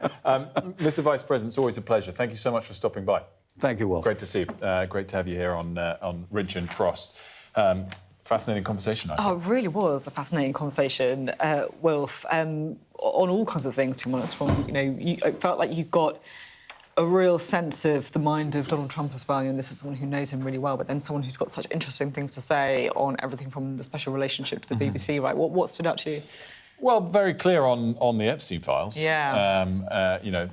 Sunlight is the antidote or whatever to all, and the transparency. And, I think we shall see what comes out of this. But clearly, when you have that kind of framing to suggest could have been more transparent sooner, it's not a good look for the president in that regard. Yeah, and you did get a sense of the mounting pressure to release them as well. If you hear people like Mike Pence being so clear on that as well. Yeah, agreed. No, it's great to have him here. Bit of breaking news to bring you now in Bangladesh, because the court has the a court has convicted the ousted Prime Minister of crimes against humanity. We can go straight now to speak to our India reporter Neville Lazarus, who is in New Delhi for us. Neville, just explain the context of the story, if you could. Well, this was a 453-page verdict which the court has been setting out almost 3 hours now. They have convicted her of crimes against humanity, of murder, torture, disappearance, using lethal weapons, also directing the heads of security forces to use choppers and drones to bomb these students protesting against the government in July last year. Now, her government, she has been ruling Bangladesh for over 20 years. There was a huge protest against the governments over corruption and other policies, and against violence against her opponent political parties. All of that put together, they came out for weeks against the government, which turned really violent. According to a UN report, over 1,400 people were killed. There have been many disappearances, many people injured, hundreds, in fact. The court put out this evidence from various hospitals and clinics around the country, giving exact injuries of people losing their eyes, limbs, etc. And the students protested and overthrew her government. She then fled the country on the 5th of August, coming here to India. She's still, in the court's view, an absconder. She's taken refuge and stays here in a safe house in India. But the court has gone ahead with all these charges of crimes against humanity. We're still awaiting the quantum of punishment, though Sheikh Hasina has refuted these charges, saying it's a sham trial, a kangaroo court, and says she hasn't committed any crime and therefore will not go back to face any trial. Neville, as always, thank you so much for us there in New Delhi. Well, coming up next, we are going to be talking about these sweeping asylum reforms. We'll be speaking to the Chief Executive of Asylum Aid, Alison Pickup, to get her take.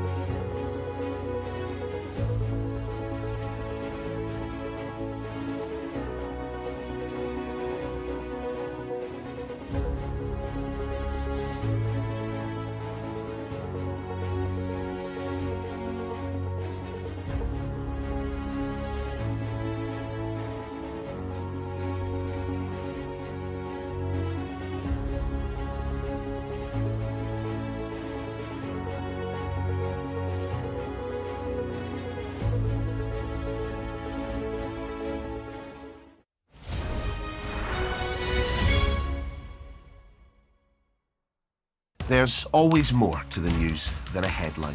We want to discover, to delve a little deeper, to find out what's really going on. Explanation, analysis, the people at the heart of every story. I'm Neil Patterson, and this is the Sky News Daily Podcast. So, by the end, we'll hopefully all understand what's going on in the world just that little better. Available wherever you get your podcasts. I'm Stephen Murphy, and I'm Sky's Ireland correspondent based here in Dublin. The waters of Ireland and Britain should be home to great white sharks. If there are great white sharks in this area, there's no reason they wouldn't come here to feed.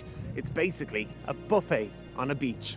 This could be not only a record-breaking storm, but potentially the most dangerous storm ever to hit Ireland.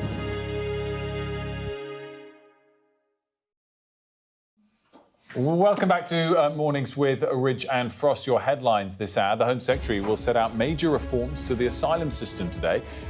Excuse me, making the UK less attractive for illegal immigrants and making it easier to deport them. Shabana Mahmood says tackling migration is her moral mission. The US President Donald Trump is calling on Republicans to vote to release the Epstein files, saying we have nothing to hide. That is a U-turn, it should be said, on his previous policy. He didn't think it was a good idea before. Ahead of strong hints that the Chancellor could scrap the two-child benefit limit in this month's budget, we report from Middlesbrough, where in one ward, 6 out of 7 children are living in poverty, and families are backing calls for the cap to be scrapped. Now, the government is announcing what it calls the most sweeping reforms to the asylum system in modern times. The new measures will include people granted asylum needing to wait 20 years before they can apply to settle permanently. Let's bring in Alison Pickup, the Chief Executive of Asylum Aid. It's a legal organisation that works with asylum seekers and is opposed to most of these plans. Very good morning to you. Thanks for joining us. Pleasure. I just frame that as saying you're opposed to most of these plans. Is that right? What in particular stands out for you that you're against most of all? So taking away the right for people who we've recognised as refugees and given protection to settle here. At the moment, they can do that after 5 years, and the proposal is to make their status permanently temporary, if you like. We think this will have a devastating impact on people. We know that for our clients, having stability and security is vitally important for their mental health, for their ability to integrate into the country. And we're very concerned that making this as long as 20 years will have a really devastating effect for them. It feels like the Home Secretary and the government, I guess, by extension, feel that people need to be effectively put off coming to the UK. They say that it's seen as a golden ticket, in their words, for asylum seekers or for migrants around the world, and that they need to do something about that to make it less attractive. I mean, do you accept that? Look, in the same breath, the Home Secretary says that we are proud of our history of welcoming people needing protection, and we will continue to provide protection for people who do so. And I think that's the value that we need to stand by, that people who've had to leave everything, who've had to flee and seek our protection here in this country, should be treated humanely and with dignity. Is it a numbers thing, though? Because, look, you know, obviously there are people all around the world who are living in poverty, who are persecuted, who are discriminated against because of their gender or because of their sexuality. We can't have every single one of these people in the UK. And we don't. And the vast majority of people who flee their countries because of conflict and war and persecution stay in countries nearby where they are. It's a small number that come here. People come here for a range of reasons. They may have family ties here. They may speak the language. They may have cultural connections to this country. They're looking for somewhere where they can feel safe and rebuild their lives. There's lots to what's already going to get announced. There's another part that would take it further still. This relates to Article 3 of the ECHR that the Home Secretary is expected to say she's exploring ways to try and address. In particular, she says Article 3 of the ECHR, which relates to people being sent home facing inhumane or degrading treatment, that the definition of that has been expanded beyond what is reasonable. Do you think there are cases where that definition is being used too loosely, too broadly, or do you disagree with that? The courts have always been very clear that what amounts to torture, inhuman or degrading treatment, which are absolutely prohibited under international human rights law, that it is a high threshold. That is consistent in the case law from the courts, and it's there for a vitally important reason. And anything that we do that could be seen to undermine the internationally accepted prohibition on torture should be resisted. Do you think whether it's that article, Article 3, or Article 8, which is relating to the right to family life and bringing dependents over, Do you think it is fair to say that our British courts and British law have given softer interpretations of some of these clauses than other members of the ECHR, or is it universal across all of them? The British courts follow the principles established by Strasbourg. The approach we've taken to Article 8 is very, very different. Article 3 is an absolute protection, absolute prohibition. Article 8, the protection of family life, is qualified. It can be interfered with where that's necessary in the public interest. Successive governments have legislated to tighten up the definition of what's in the public interest when those rights should be protected. I don't think that we have an unduly generous approach in this country. The approach we have is consistent with the protection of family life, of people's right to be joined by their children, by their partners when they've had to flee. Do you think lives could be put at risk as a result of these reforms? Because we're talking about returning people to countries where they've left or they've fled.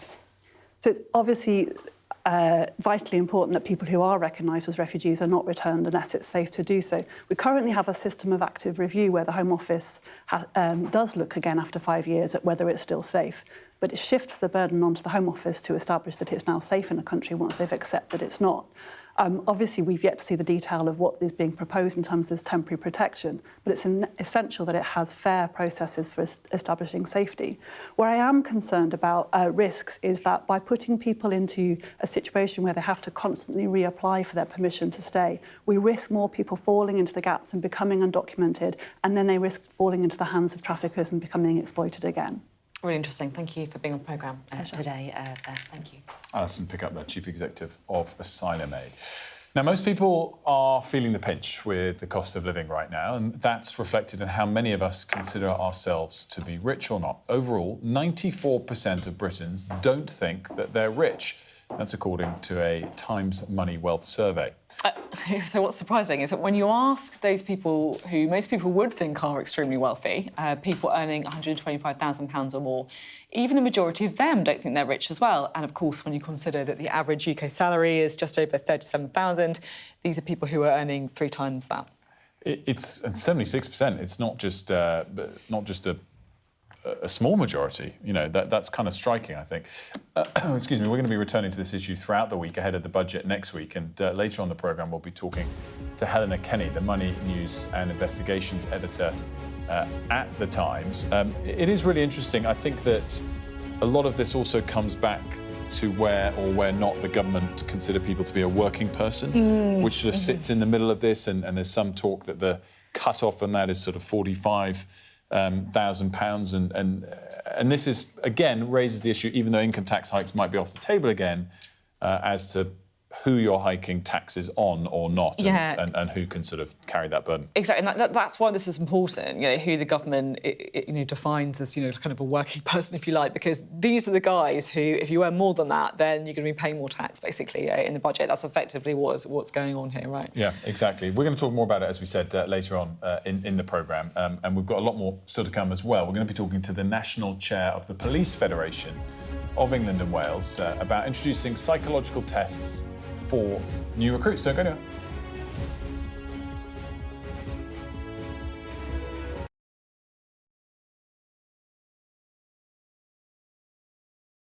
I'm Siobhan Robbins, Sky's Europe correspondent based here in Berlin. In Sweden, police have seized a lethal stash. Anyone of any age could say, I'll do that for £1 million and then have to go and shoot someone. Yes. Sky News, the full story first. I'm Greg Milam and I'm Sky's Chief North of England correspondent. This is insane. This was a bustling residential area. I'm Yusra Al-Bagher, Sky's Africa correspondent based in Johannesburg, South Africa. How difficult is this to police tonight? Off the scale. I'm Dan Whitehead, Sky News' West of England and Wales correspondent. I'm David Blevins, one of Sky's US correspondents based in Washington, D.C. Conor, what did you say to the President? What did you say? He's had a great meeting with him. He's a great man. David Blevins from Sky News. Fire chiefs say that they're really stretched to the limit and running out of water. What have you got to say to that? Sky News in the UK, why do you think the President should intervene on Iran? I think Iran acquiring a nuclear weapon is an acute threat to the national security of the United States. Free wherever you get your news. People that pod together, they have a little hive brain going on. They've not had a good week. I've had a good week. There's a teaser there, a teaser. OK, nothing to see here. Drama over. Full stop. Anyway, we'll get to that. She will be mortified. She's the first female chancellor. I popped upstairs, made myself a cheese sandwich, and now I'm with you. Annalise has come dressed in the magenta of electoral dysfunction.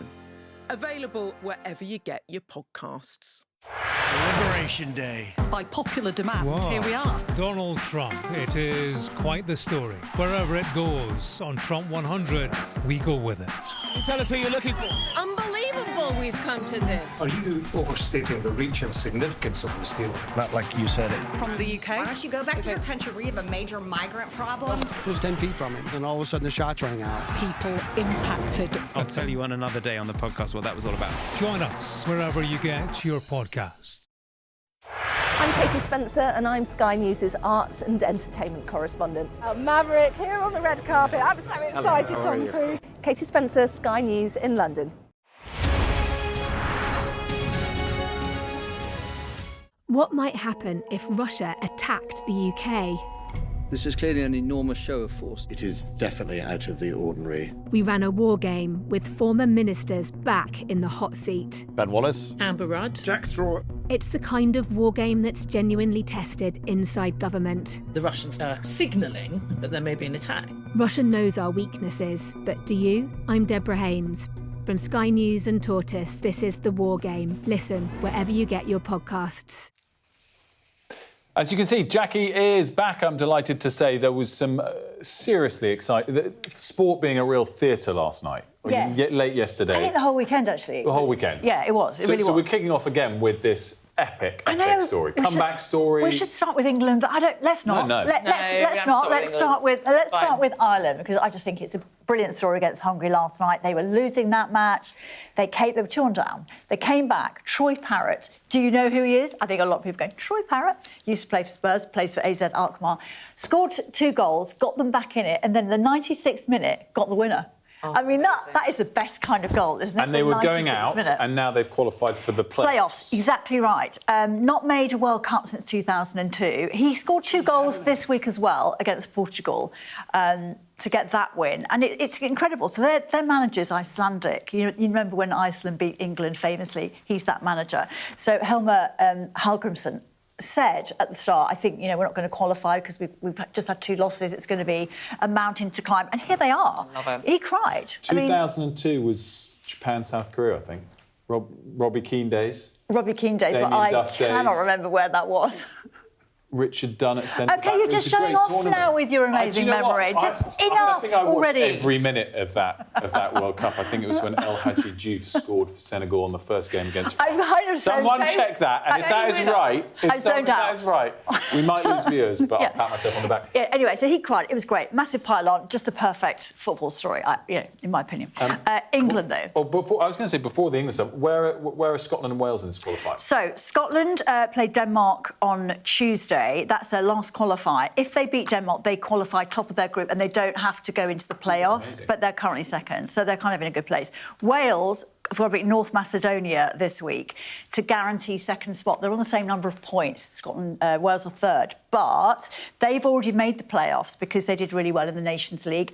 But if they finish second by beating North Macedonia, currently in second, they'll get a sort of more favourable draw. They'll play at home. Blimey, it's pretty right. So you zoned out. I zoned out when you were talking. You just zoned out when I was Fair talking. enough. Sorry. Legitimate for you to zone out, not for me. What about England? I mean, it's much simpler for England. Through. Easy, hands down. It was perfect. 8 wins out of 8, didn't concede a goal, made loads of changes, Thomas Tuchel last night, playing Albania. Albania really should have had that match wrapped up in the first half. They had chances and didn't take them. And then, of course, second half, Harry Kane scores 2. Jude Bellingham played last night, which was the main talking point, and he had been missing initially because of injury, and then because, he couldn't get the shirt back. So it's going to be a battle. He's got decisions to make. Is it Morgan Rogers at 10? Is it Jude Bellingham? He subbed him towards the end because he was on a yellow card and he doesn't want him banned. But, I mean, that is a big call to make. And Thomas Tuchel seems to be... It's all about the collective. It's all about the team. Bellingham did not like being subbed. It's a small thing. No one likes being subbed. But he said, I don't need people waving their arms around. It's all about what's good for the team. Just get over it, and really. if you win 8 games like that and don't concede any goals, then, you know, no one's going to criticise the decisions. I mean, it may be, obviously, when things get harder, when you're playing people who aren't Albania, then it becomes more of an issue if you haven't got Albania Bellinger. were tough, actually, and they're second in the group. They were really tough, but... you know, it was a stroll for England, and it's so far so good for Thomas Tuchel. And let's face it doesn't have very long. He's never had very long to make this project work and win the World Cup. So he just does have to be quite brutal in his decisions. And some really good players will probably miss out. What else has stood out for you, Jackie, at the Well, weekend? Luke Littler played last night. Played twice yesterday, actually. And he won the Grand Slam of darts. He defended his title from last year. And just when you think about him, 2 years ago, we'd never heard of him. He was a schoolboy. You know, he left with 1 GCSE from school. Now he's a millionaire. In 2 years, he has completely transformed, I think, the way people view darts, who views darts, who's watching it. 18, the youngest world #1 ever, and beating the other Luke Humphreys, in the final again last night. And that's such a great rivalry already. And I think, I mean, I'm looking forward to Christmas. I'm looking forward to him playing in the World Dusting Championship. off your corn on the cob costume, is that right? Well, I actually have to borrow it from a friend. But he also does have a banana outfit. So, Sophie, we're good.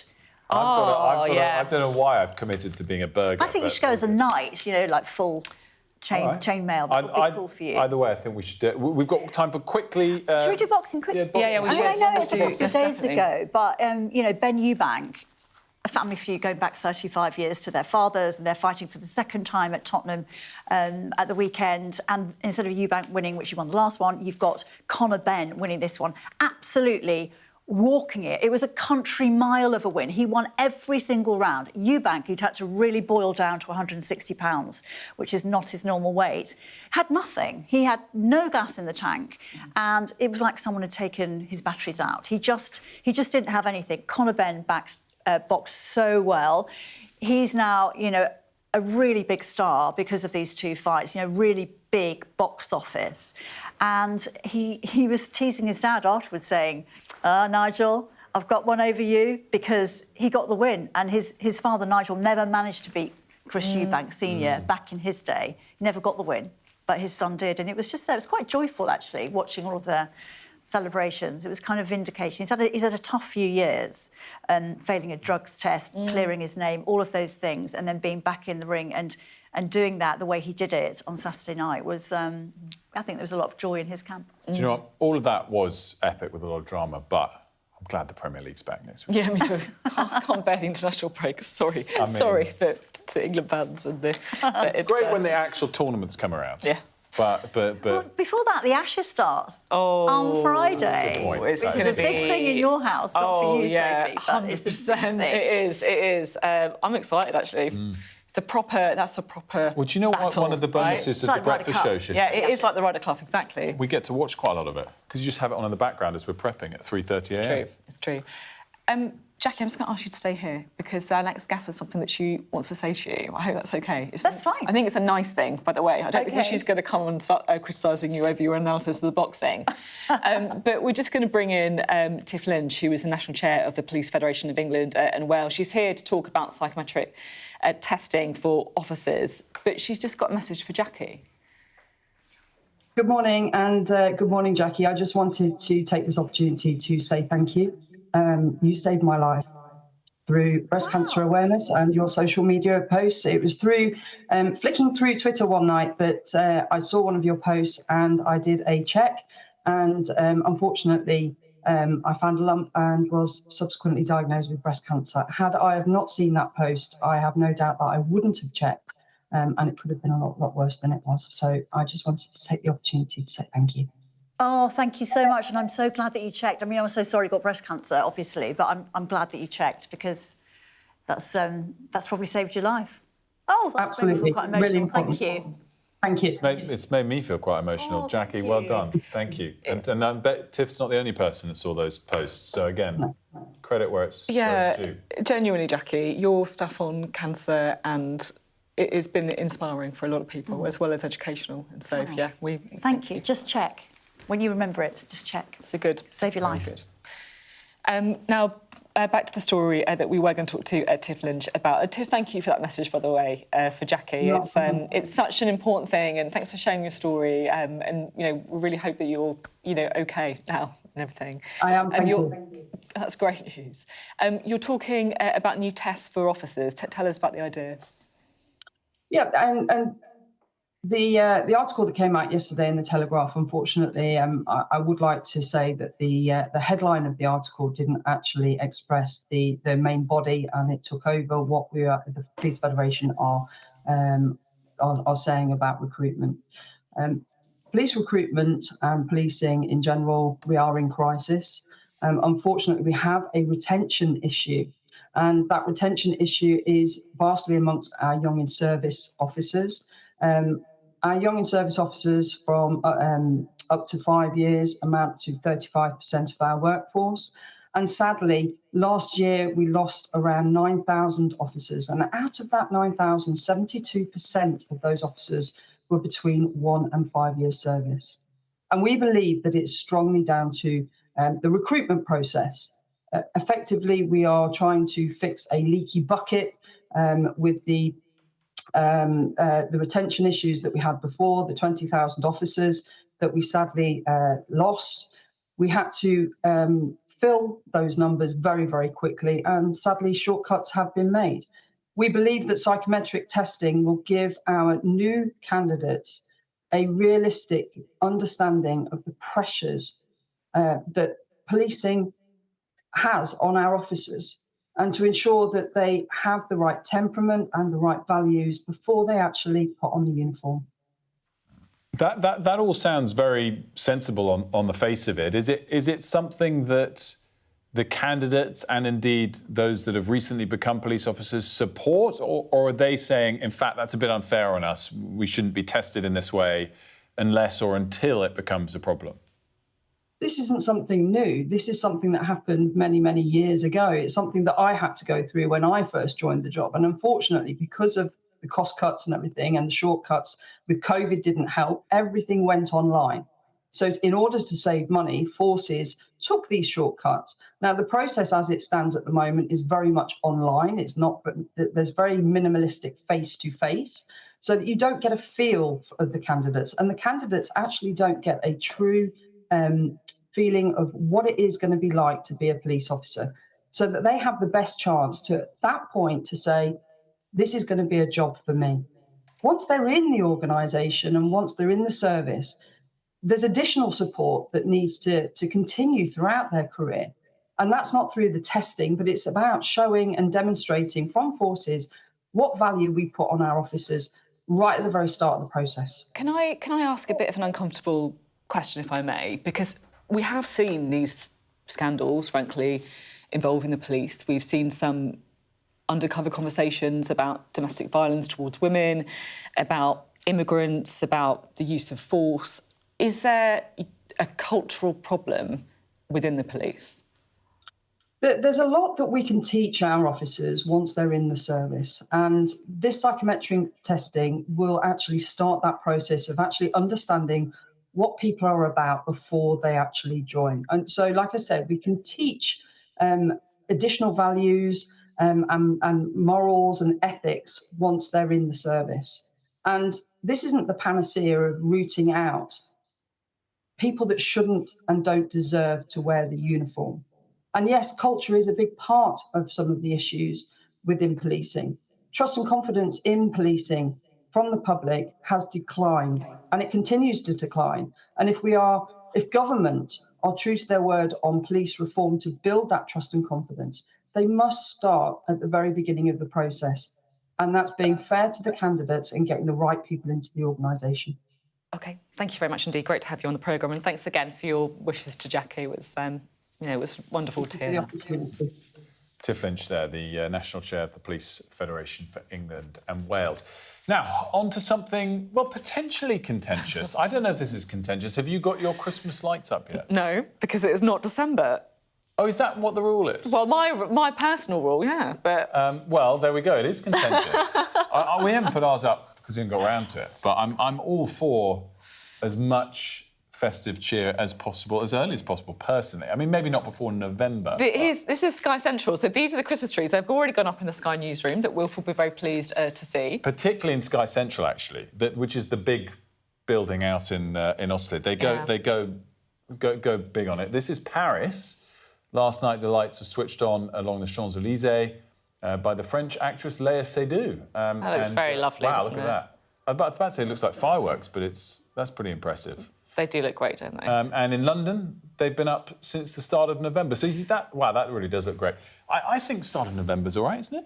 Well, basically, as soon as you got through Halloween. I don't mind, like, those lights that we're looking at there, the French lights, I don't mind that, because for me, that's kind of like lighting up the dark nights, right? But I don't think we should have full-on Christmas, regalia, like Christmas trees and all. I mean, it's just too long, isn't it? No, it's the best time of year. It is, I agree with it. I think it's the Makes the best time of year. streets come alive. It's great festive cheer. When do you get your tree up then? If you, we just ordered it actually. So next weekend, if not before. There's quite a debate as to whether we should go fake or real, and we went real. So. Man, this is going to be droopy. It's going to be drooping by you. They've That's a good needles all over the question. floor. I might have to buy a Christmas second Day. one come mid-December. I think, do you know what also makes you get really into it again is young kids? Is, again, you feel like a sort of decade or so where you lose track of it. But anyway, I think the other great thing about Christmas lights, it works for me to encourage me to do a bit of shopping, which usually I hate doing. Yeah. And it definitely makes me feel like I have a bit of an extra excuse to have a quick pint. I love it. Mr. Christmas over here. Don't you think? Cheeky pint Christmas time when the lights are out? Or would you just go in the pub anyway? I don't need Christmas time to persuade me to be honest. It's an extra excuse. There you go. And it's 8:56, which means it's almost time for a pint. Not quite. We're going to do another hour of news. We'll have all the headlines off the back of this short break. Don't go anywhere. Blimey.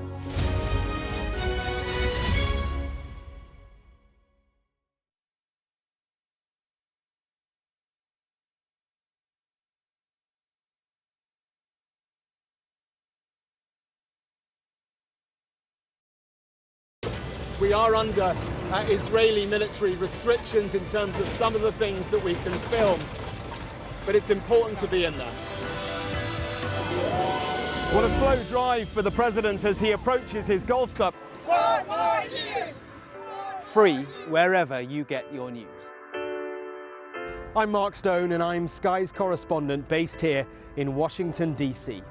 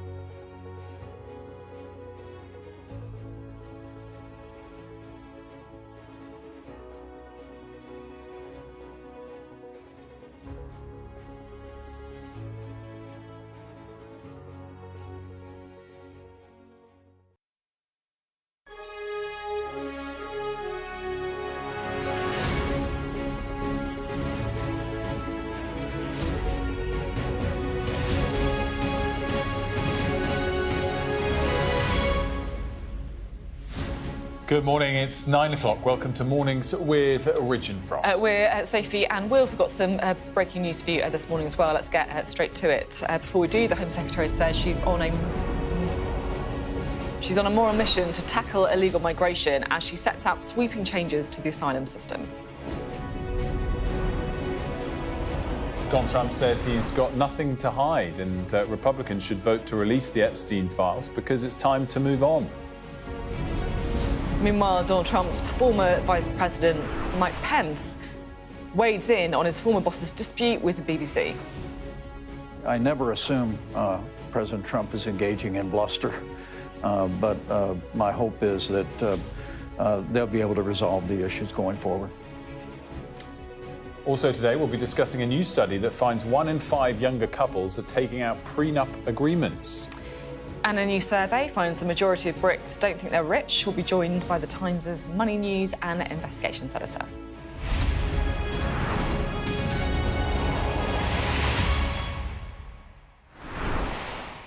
So lots of news, including, of course, on that big migration story. But we do have some breaking news to bring you from Bangladesh now, because a court has convicted the ousted Prime Minister, that's Sheikh Hasina, of crimes against humanity. And it has just come through that after that months-long trial, they have now sentenced her to death. Our India reporter, Nazrul Lazarus, is in New Delhi for us. Neville, what can you tell us?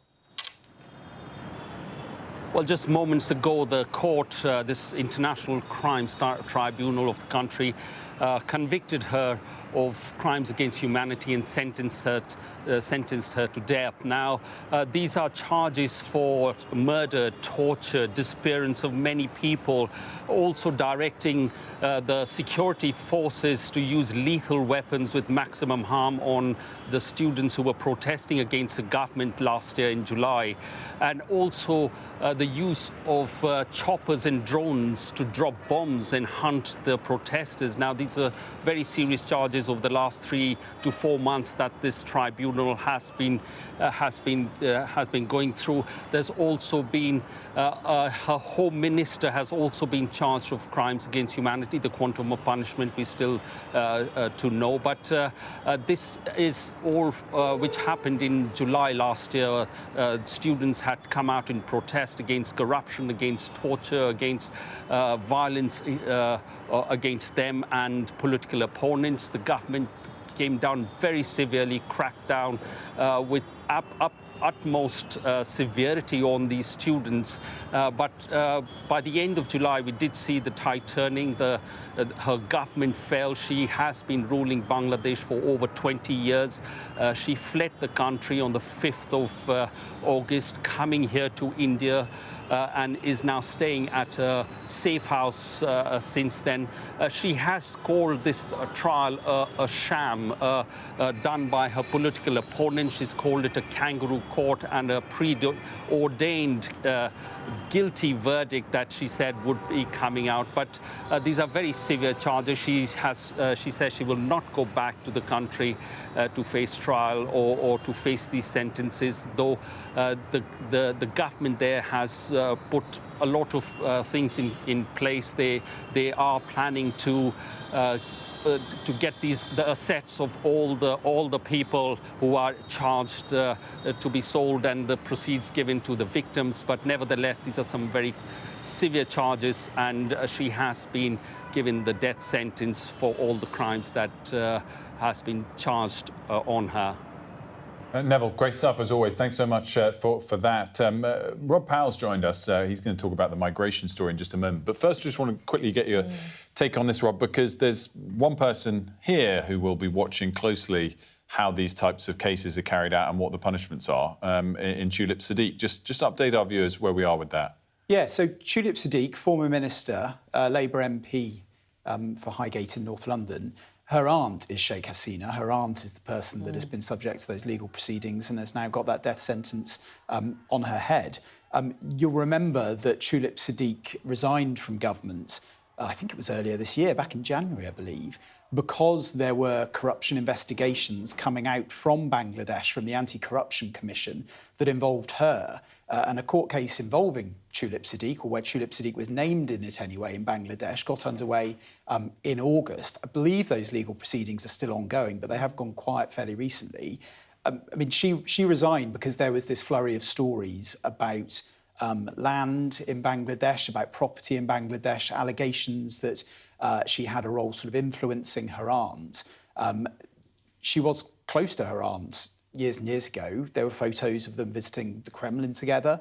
She's spoken about the Awami League, the political party her aunt led, and how important that was to her. She says, though, that these corruption allegations coming from Bangladesh are essentially a witch hunt and a sham. She had asked for the administration, the temporary administration that is still running Bangladesh, to essentially put all the evidence on the table, contact her. She even went so far as to ask the interim leader of Bangladesh, Mohammed Yunus, when he was over here earlier this year, to sit down with her in the Commons to discuss these accusations.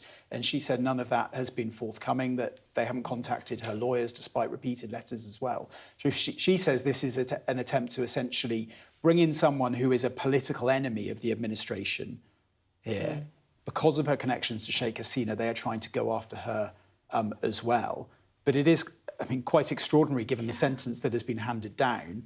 You know, they are family members, and Tulip Siddiq is involved and has connections to her, albeit that she says she has done absolutely nothing wrong. She's not a Bangladeshi citizen. She doesn't have property in Bangladesh, and she has nothing to do with her. Absolutely extraordinary. And Rob, no one better than you to get the update on this and know how much you've been doing on the Tulip Siddiq story as well. Don't go anywhere, because we can always talk about migration in a minute as well, because it's a really, really big day for the government. The Home Secretary, Shabana Mahmood, is going to be laying out these sweeping changes to the asylum system later this morning. It's all about trying to make the UK less attractive for illegal immigrants and make it easier to deport them. And Rob's going to break down all of the kind of main policy announcements we're expecting today. But she's already been talking about this being a moral mission for her, including with Sir Trev yesterday. This is a moral mission for me. I can see that illegal migration is creating division across our country. I can see that it is polarising communities across the country. I can see that it is dividing people and making them estranged from one another. I don't want to stand back and watch that happen in my country. What is happening with our illegal migration system is this is a broken system. It's not right-wing talking points or fake news or misinformation that is suggesting that we've got a problem. I know, because I have now seen this system inside out. It is a broken system. We have a genuine problem to fix. People are angry about something that is real. It is my job, therefore, to think of a proper solution to this very real problem. So, Rob, what are the key policy announcements? Yeah, there'll be this document we'll get later today called Restoring Order and Control. So a package of measures kind of just around the asylum system, basically. The main ones, someone that applies for asylum and gets refugee status, the amount of time they'll be granted initially, that'll be cut from 5 years to 30 months. And it will be reviewed every 30 months, every 2.5 years going forward as well. Those that are given asylum as well, at the moment, they wait 5 years before they can apply for permanent status. That will be extended to 20 years, but could be shorter for people that are working and not claiming benefits and things like that. And then there'll be changes to the legal framework around human rights to prioritise public safety over the rights to a family life that a migrant or refugee has. So that's European Convention on Human Rights. That's Article 8, that crucial part of the convention that they want to basically change how the UK courts are interpreting it. It's not pulling out of it. It's not even derogating, as the jargon goes, basically saying we don't want to be in that bit of it. It is changing how judges look at it and interpret it. That, of course, though, they have to make sure that they do that within what the Strasbourg court believes the interpretation of it is, or they could end up with a big battle in an overseas court like that. And then, of course, you've got those visa changes as well that were announced today. Basically, 3 African countries being told, if you don't take back more people, illegal migrants, more quickly, we're going to stop handing you visas for people to come here legitimately. How is this going down among Labour MPs? There is some concern. Stella Creasy, backbench Labour MP, has written a piece in The Guardian this morning saying that this will leave people in a state of perpetual limbo, which was economically as well as morally damaging. A lot of this is modelled on the Danish system, and that is the criticism of that is that you end up with a load of people basically living not knowing what they're going to be doing from year to year almost, because they're never quite sure if they're able to stay. But look, I mean, that is, I guess, the point, right? They want to make the system less permanent. They want to make it less attractive because they want to reduce the pull measures. And, you know, you're not going to reduce the pull measures without doing things that are going to make, I guess, the quality of life for people that are here worse, because, you know, it's not going to be a deterrent if it's not going to be harsh, I guess. Thanks very much. Great to have you here, Rob. Now, in the last few hours, Donald Trump has changed his position on the Epstein files, calling on Republicans to vote to release them, saying, we've got nothing to hide. Just to remind ourselves, so this is a huge tranche of documents relating to the late paedophile Jeffrey Epstein. It's held by the Department for Justice, and Congress is due to vote on releasing them this week. Sally's here with what's going on. So this was a sort of late U-turn from President Trump. Yes, indeed. For a long time, he's been against releasing these files. And you remember sometime in the summer, a petition was launched to force a vote in Congress. So that vote is expected tomorrow in the House of Representatives. And it is expected to have a lot of support from other Republicans as well. And we know, of course, Marjorie Taylor Greene, a Republican who used to be a staunch ally of Donald Trump's, has been one of the sort of campaigners to get this vote on the bill.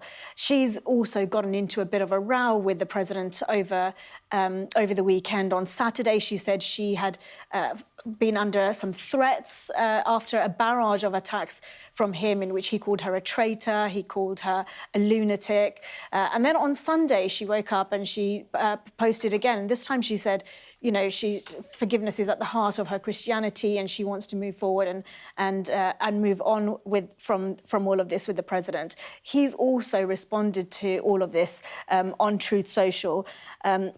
This is what he said. He said, House Republicans should vote to release the Epstein files because we have nothing to hide, and it's time to move on from this Democrat hoax perpetrated by radical left lunatics in order to deflect from the great success of the Republican Party. The House Oversight Committee can have whatever they are legally entitled to. I don't care. And in true Donald Trump style, he didn't just stop there. He was also asked about Marjorie Taylor Greene by reporters and about those threats. Have a listen to what he said. Her life is in danger? Who's that? Marjorie Taylor Greene, she says. Marjorie Taylor Greene. I don't think her life is in danger. Frankly, I don't think anybody cares about her. So was President Trump overnight. And then we also spoke to his first vice president, Mike Pence, about this very topic. I know the president has very strenuously denounced this matter as a hoax, but you'd have to talk to people a lot closer to him to know and understand that. I simply know of no reason from our time together in the White House why all these files should not be released. Now, it was quite a wide-ranging conversation with the former vice president. We also spoke to him about whether he really thought President Trump would go through with suing the BBC. Well, clearly the BBC has recognized that the documentary they put together created deceptive impression and editing around the tragic events of January the 6th, dismissing some senior people. And I never assume President Trump is engaging in bluster, but my hope is that they'll be able to resolve the issues going forward. Wilf, I don't know what you think, but I found it quite interesting. I mean, he was careful in what he was saying, both when it comes to Donald Trump on the BBC and the Epstein, but you could see what he was trying to get across, right? Yeah, for sure. I mean, look, the Epstein stuff is very interesting now, but obviously Pence is someone that called for the full release early. You could say that was an easy position for him to have always taken, but I guess it gives him that slight upper hand to be implicitly rather than explicitly critical of Trump on that. On the BBC, I do think it's interesting. You know, Sadie obviously was covering that closely for us last week. It didn't sound like he thought Trump would back down now on that topic. Do you know what the biggest standout for me was his playful way to say, people in our industry will continue to expect, oh my gosh, is 2028 really a key thing? And I've spoken about this to a lot of people, even current administration officials, and they all do come back to the point that there is no way this will happen. So at some point, we do have to sort of step back and listen to that and think that's not really a threat. As much as I think he said, Pence said that Trump will continue to play with us. And obviously Pence is particularly well placed to say that, given that he's clashed on election law with the President pass. Really interesting stuff. Really, Sadia, great stuff. Thanks, Sadia. Thanks very much indeed. Well, the Home Secretary, we've been covering it today, of course, said she's on a moral mission to tackle illegal migration. She's been setting out sweeping changes to the asylum system. I think it's quite interesting because she has, I guess, implicitly criticised her own government to this point for not being tough enough, but also, of course, what came before under the Conservatives as well. So she's threatened nations who don't cooperate on returns with visa restrictions too. Let's talk now, shall we, to the Shadow Minister for Policing and Crime. That is Matt Vickers. Good to have you here. What do you make of the asylum reforms today? Do you welcome them? Well, do you know what? We welcome anything that's progress, but the reality is these are very small steps in dealing with what is a huge problem. And the reality is that this government's approach to immigration is characterised by gimmicks. We had the one-in, one-out scheme. Since they put that in place, 16,500 people arrived. 99.5% of them have got to stay. Then we saw the smashing. We haven't seen any gangs smashed, have we? The reality is we welcome anything that moves in the right direction, but this needs a more radical response. So you do welcome it then? That was the question. We're going to look at what comes forward. We're going to see the detail. We will work with the government to get things in place that will help tackle this. But the only way you can solve this problem is for people to know that they will not be allowed to stay if they enter the country illegally. If you break into this country, you need to know that you are going to be sent home. Then people will stop paying people smugglers. The reality is this situation is getting so much worse since this government came to office. The number of people arriving illegally is up 55%. Look, I think Shabana Mahmood accepts that it's the numbers are too high, but I don't think you can say that it's just got really, really bad since the Labour government have cut. No. Let me finish. I'll let you finish. If that's all right. In the year to March 2025, 35,000 people will return from the UK. In your last full year in office, 2023, that was 26,700. If you look at the numbers, and I'm not trying to say that it's all been great in the last year, because no one would say that, and it's worse, but it was going up under you guys as well, right? So the reality is... You lost a grip of illegal migration, and that is why you got so many people who don't trust the Conservatives. That's the truth. So Kemi has conceded. Previous governments, successive governments, got this wrong. Illegal immigration and legal immigration were both way too high. Kemi wasn't the leader in the last government. I wasn't a minister in the last government.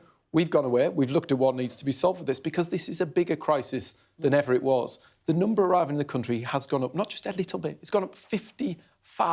The number of people in hotels under the last government was coming down. It nearly halved. It's now gone back up. And the number of people who've broke into the country and been removed has actually gone down. More arriving, more in hotels, less of them being removed. The reality is there is a solution. It's anybody out there with any common sense would see it. We've gone away and put it together properly. We've got a fully prepared plan. We need to leave the ECHR. We need to remove people who arrive in this country illegally. Not say we'll give you stay 20 years and we'll. No, if you break into the country, you need to go home. Once we start doing that, people will stop arriving. That's what they all say. That's why we need to leave the ECHR. We had the returns agreement in France, they just get on the next boat. Well, we've seen... and I don't mean that facetiously. I'm actually genuine, it's not that easy. You can't just say if we send people back to wherever they came from, and they know they're going to go within a week. And then they just come back on the next boat. That safe country, that's France. No, they need to go back to wherever they came from. And if we can't send them back to where they came from, they need to go to a safe third country. If that's put in place, we will be able to bring the numbers down. We need to leave the ECHR to enable us to do Let's talk about what this proposal is, because, look, it's Labour in government right now. These are the proposals on the table. Like it or not, I know you would change certain things about them. Are you going to support them in Parliament? We've said that we'll get round the table. I mean, the reality is that the Labour Party is in the middle of a civil war. They've got leadership elections setting off left, right and centre. It's a really direct question. So the government is going to struggle to get this through. I'd really appreciate a direct answer. Are you going to support it? The government's going to struggle to get this through. We've said we will get round the table with them. We'll have a look at what's proposed. We haven't seen the detail yet. We're going to see that this afternoon. We'll look at what's proposed. And if they're having problems with their own backbench, 9 people have come out, 9 of their own MPs have come out against it. They've got ministers on resignation watch. They've got leadership elections kicking off left, right and centre. We've said we'll look at what's brought forward. We'll get round the table. And if it's positive, if it can make a difference, we will support them. We want to see this issue. So I want more than anything to see this problem solved. We want to see the government succeed in this. The reality is they're not going far enough. Until people know that breaking into this country will not getting them a place in Britain, they're going to keep arriving. That's it. And I appreciate you haven't seen the full details yet, right? So I do understand that. But in principle, if the government needs to rely on the Conservatives to get this legislation through, that's OK. We're willing to pull up a seat at the table. We're willing to have those discussions, to look at what's being done. And if we think it can help solve this crisis, this is a crisis, then we are willing to engage in that and support. We've got the budget coming up next week. What do you want to see? Do you know what? It's terrifying. I speak to people in my constituency about the impact on them. I speak to small businesses. 1,000 people a day are losing their jobs. I speak to businesses in my high street. Business rates up, national insurance up. It's making things unsustainable. We are seeing shops close. We're seeing 2 hospitality businesses every single day close. 100,000 jobs lost since she imposed the jobs tax. This is horrendous because it's not just numbers. It's not just people who... This is people without the security of a pay packet, unable to provide for their kids, unable to live out their aspirations and do the things they want to do with their lives because of this. This is a very scary time for people out there, and this budget is very scary for them as well because the ins and outs of it, the government increasing taxes, not increasing taxes, their taxes are at the highest level they've ever been. Yeah, it's horrendous. But part of the reason that they say that they are being forced to look at tax rises, right, is because of the economic picture, and that's a whole load of things. An economic picture created by the government's own budget. No, that's not... Come on, look, I just said it was due to a whole host of things. Go and speak to those small business people and ask them why they're cutting those jobs. Ask them why they're shutting the doors. Ask them why the business is unsustainable. You're saying that the economic climate in the UK is entirely because of the budget that was 12 months ago. The economic climate created by that budget is horrendous. That's a different point. Thousands of people losing their jobs. You can say that the budget made it worse, but you cannot say that every issue we're facing in the economy right now is because of the budget. If everybody who goes out there and creates jobs and delivers economic growth is taxed to death and put out of business, that is the fault of a government that is taxing too high. They're in a doom loop now. If you keep taxing anybody who dares to work, who does the government needs to be on the side of people who work hard. If we had more of a sensible conversation about all this, it would be better for everyone, wouldn't it? That yes, there are things that you think the government had done wrong, but there are other issues as well. The government needs to listen to people who are trying to create jobs, people who are trying to deliver economic growth. It needs to be on the side of people who are working hard. If you put more people out of work, they become reliant upon welfare. That costs more money. Then you start taxing more. We are now in a doom loop of tax, put anybody off who wants to work hard, do the right thing, create jobs, deliver economic growth. Suddenly, less people are creating jobs, less economic growth. The economy is shrinking. Inflation is virtually double what the government inherited. And now we're seeing 19% more people without a job. That's not sustainable. Those are people's lives. We're out of time. Thanks very much for being in the programme today. Matt Vickers speaking to us there. Well, we'll be continuing to talk about some of those budget measures coming up. Will the Chancellor scrap the 2-child benefit cap in next week's budget? We'll find out what that could mean for families impacted.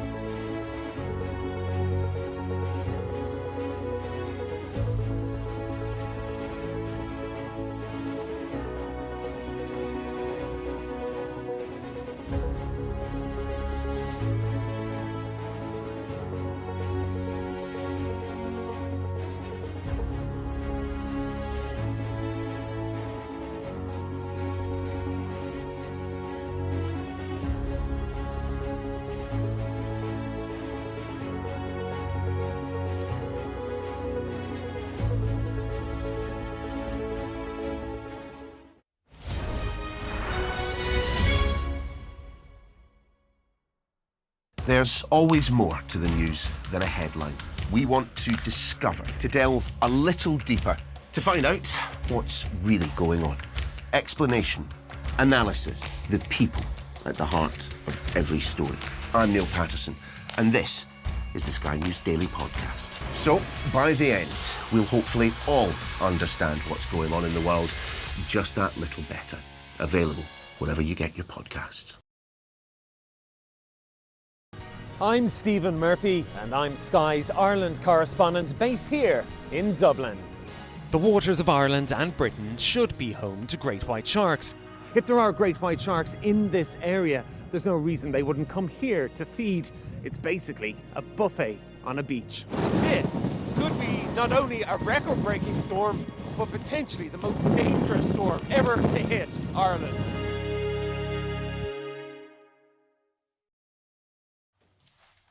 Welcome back. Well, ahead of next week's budget, there are strong hints that the Chancellor will scrap the two-child benefit cap. And lots of politics around that as well.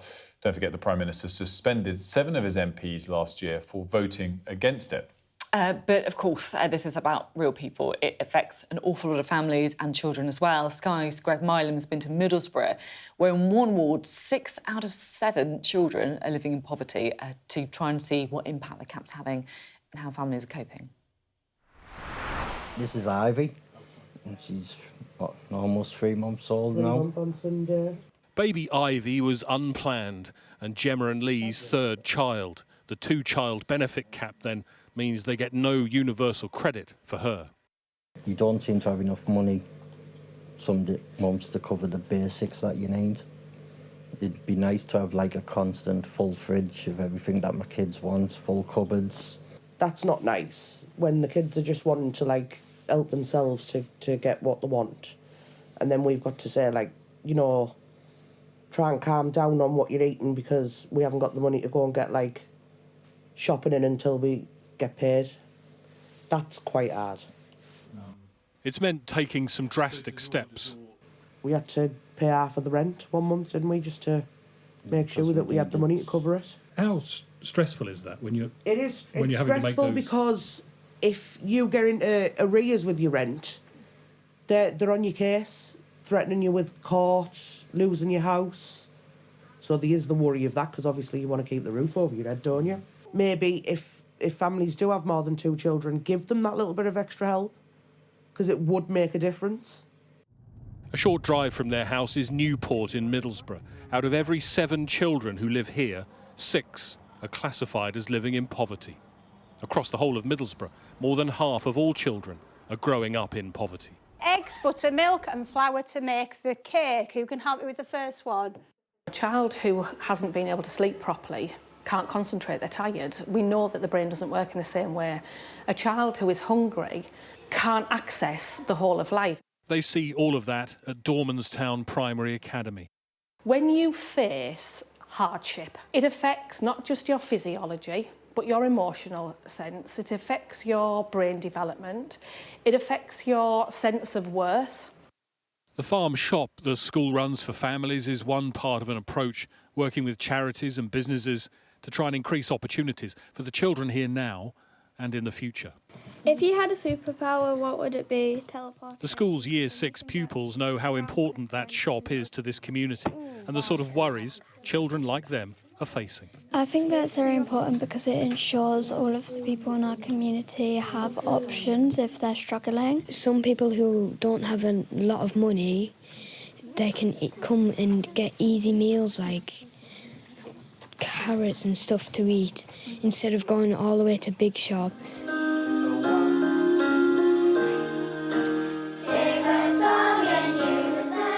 Researchers say there's a direct link between areas with the highest rates of child poverty and those with the highest proportion of children affected by that two-child cap. And behind every one of those statistics is a real child. Greg Milam, Sky News, Middlesbrough. Well, it's a heartbreaking report, and I think it just illustrates what so many people have said, including Gordon Brown, of course, about how this particular measure, capping the number of children that people can claim benefits for, is having such a real-world impact. And people thought it might work, and there's now years' worth of data on it. It hasn't really worked. So then you get to the point of, do you want to sort of punish those children when they're the third, fourth, fifth children of families, or not? And of course, it really is the children that suffer, not the parents. Yeah. And I think that's the difference. But the polling is quite surprising. Yeah, I was looking at the polling earlier because I saw this actually a few days ago, and I thought it was really interesting and quite important context, because the polling is not necessarily what you think it's going to be. Most people are in favour of the cap. So YouGov in July asked people, there's a 2-child limit on the number of children people can claim child-related welfare benefits for. Should it be capped or abolished? 59% of all voters said it should be kept. And it's a majority in all parties as well. 54% of Labour voters say it should be kept. 80% of Reform voters. I mean, it's really funny because you can sort of understand the argument where you can say it's unfair on parents who have chosen not to have more children because they feel they can't afford it. Exactly. But it's even more unfair on the children who are born into poverty. I think the other big picture question you get is we do have a declining replacement rate in this country. We're not having enough children at the moment, not as bad as some other G7 countries. So that's actually another factor to think about. Perhaps it's not the most heartfelt factor, but it's nonetheless a relevant factor on this debate. It's true. Now, most people are feeling the pinch, and that's reflected in how many of us consider ourselves to be rich. Overall, 94% of Britons don't think that they're rich. That's according to the Times Money Wealth Survey. But what is perhaps surprising is that when you ask people who I guess most people would think are pretty wealthy, people earning $125,000, most of them don't think they're rich either. And when you consider the average UK salary is just over £37,000, look, these are people who are earning 3 times that. So, I guess by definition, they would be rich. It's interesting they don't feel it, though. Okay, and it's not just the majority, 76% or whatever. It's a very high number. We're going to talk more about this later. We're talking to the author of that article, who's done all the research from the Times Money segment, and be debating some of the other key takeaways from it. That's coming up in about half an hour. Still to come, we're going to be speaking to a divorce and family lawyer because there's been a huge rise in prenups. We'll discuss why.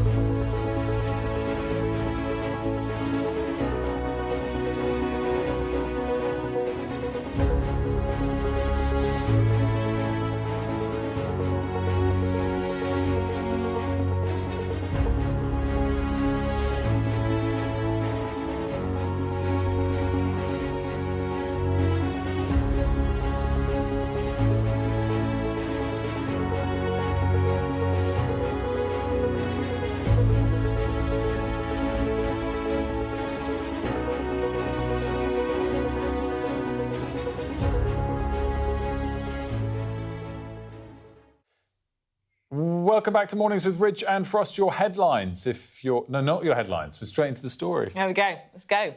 We could try and recap them very quickly. I've got to change the tone now if it's not a headline.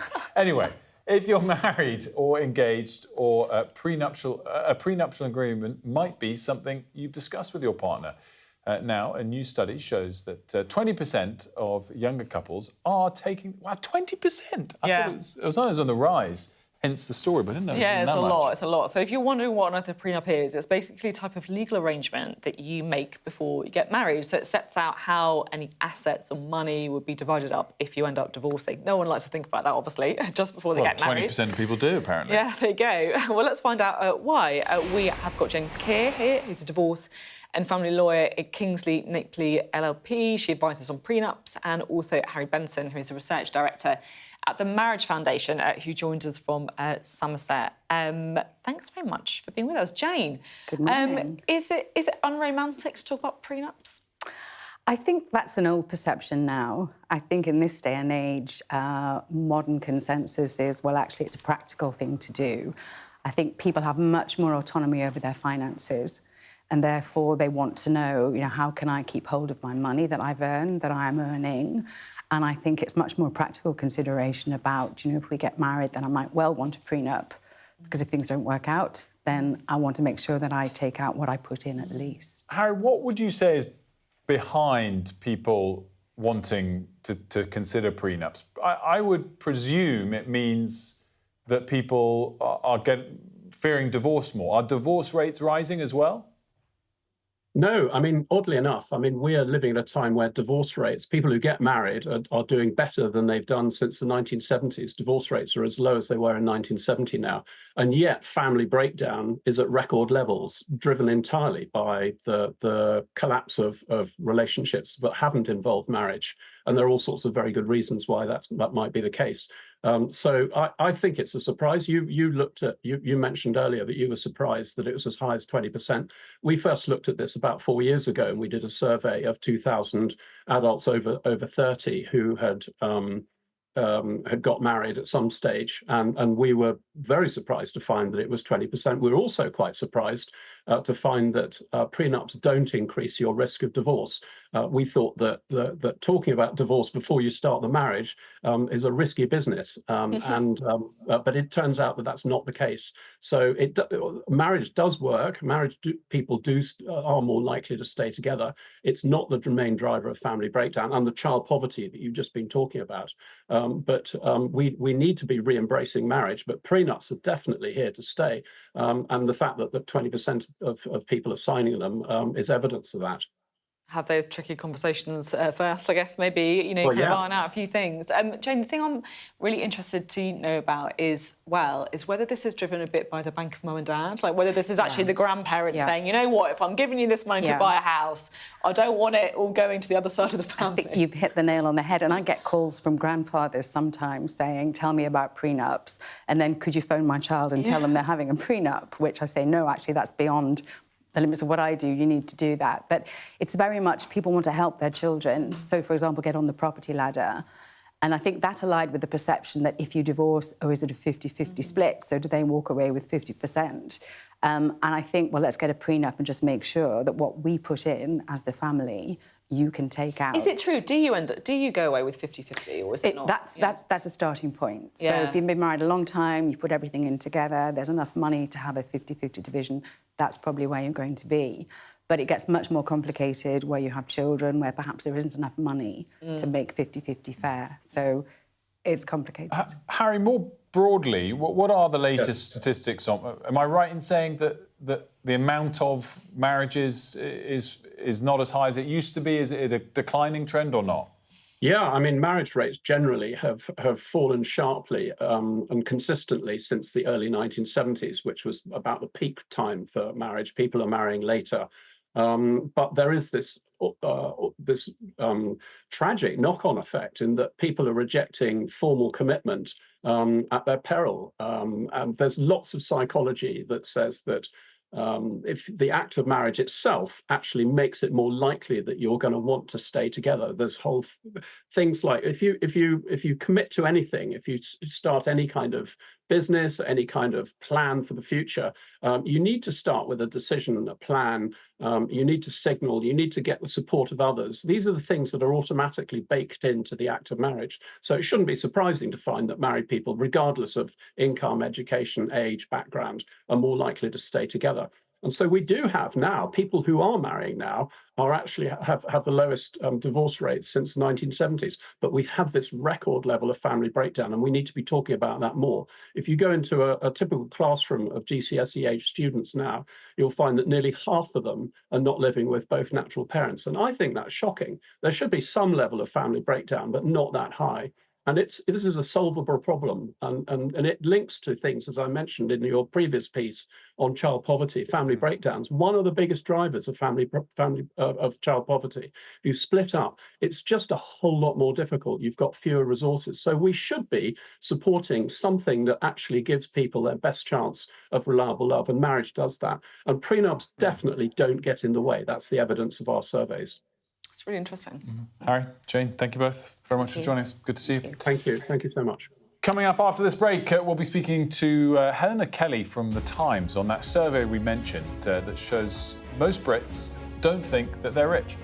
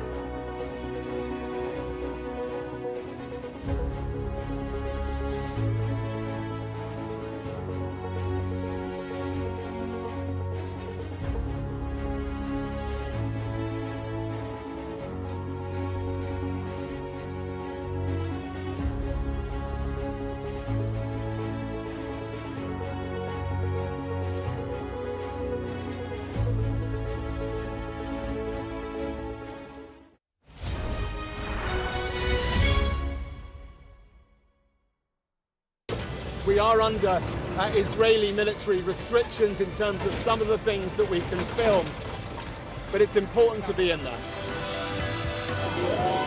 What a slow drive for the president as he approaches his golf club. 4 more years! Free wherever you get your news.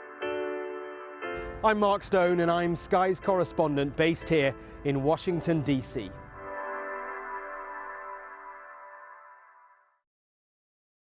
Traveling is not just about the destination, it's also about how you get there. Fly Emirates, fly better.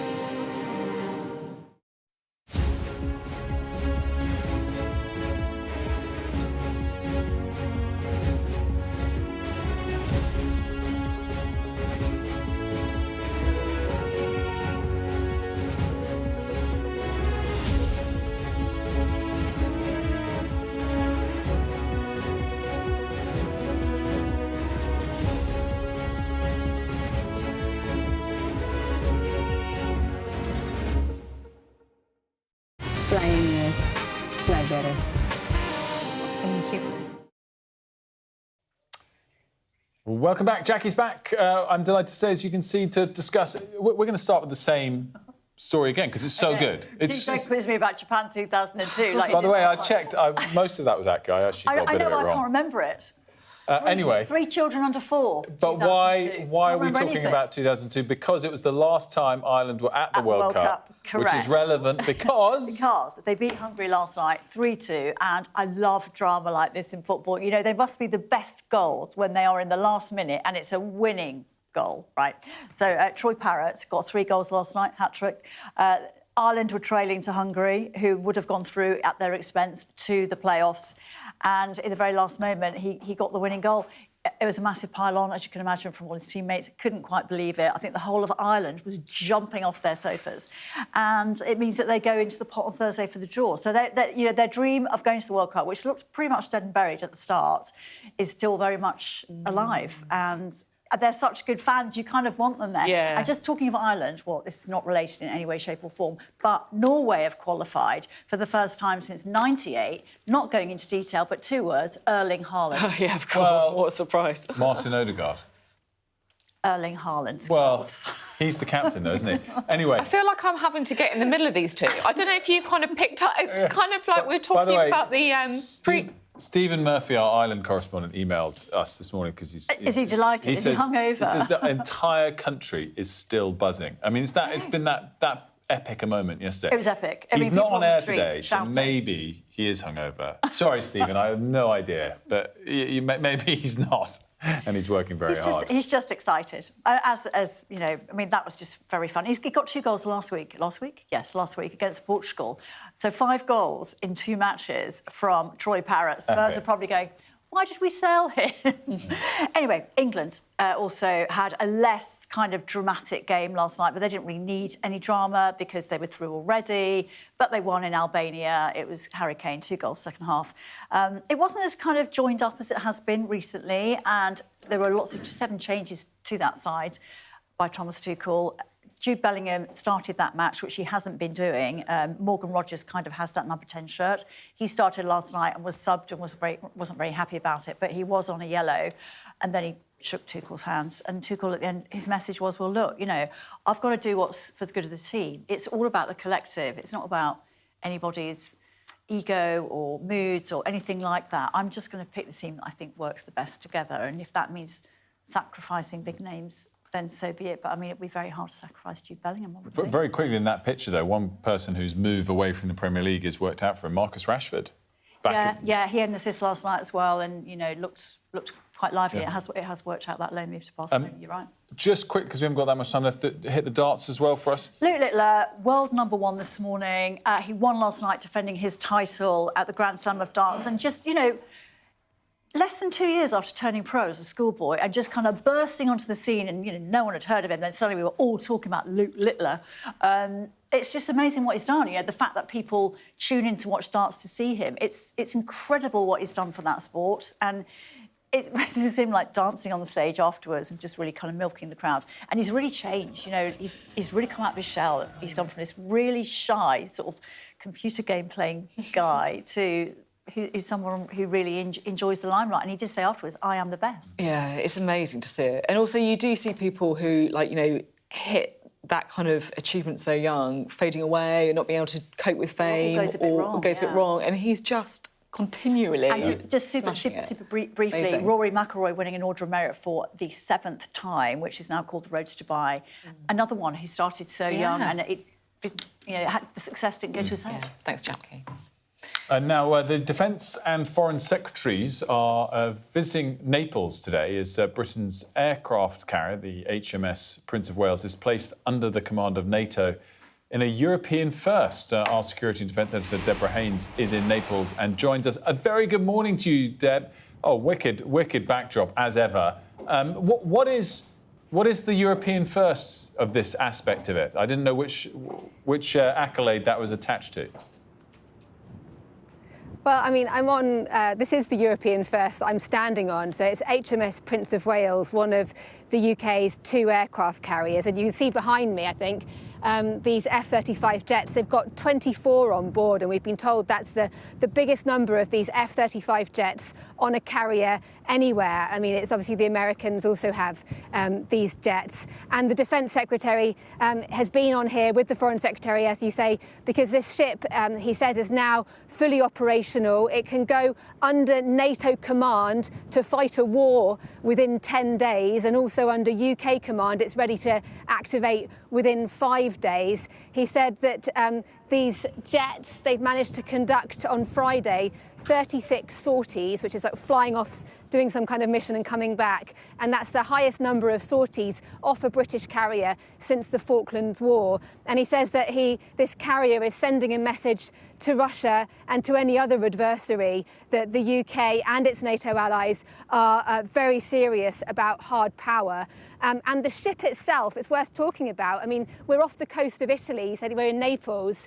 But it's been across the world. It's been gone for almost 8 months. It left in April. It travelled through the Red Sea against the threat from Houthi militants with their ballistic missiles and drones. It wasn't attacked. It then travelled all the way to Australia, was exercising with other nations. It went off Japan and then transited through the South China Sea, including one of the warships attached to the strike group going through the Taiwan Strait. Again, there was no real trouble there, but also this ship was very close to Russia when it was off the Japanese coast. It was only 200 miles away from Russian shores. We've been told by the commander of the ship that there was no funny business from Russia, but clearly Russia would have been watching. And now the ship is back in European waters. It's going to be doing a few more exercises before returning home, with the Defence Secretary saying that the crew will be home for Christmas. It's particularly interesting to hear that busy period after, of course, it was beset with problems before it started to be used in that way.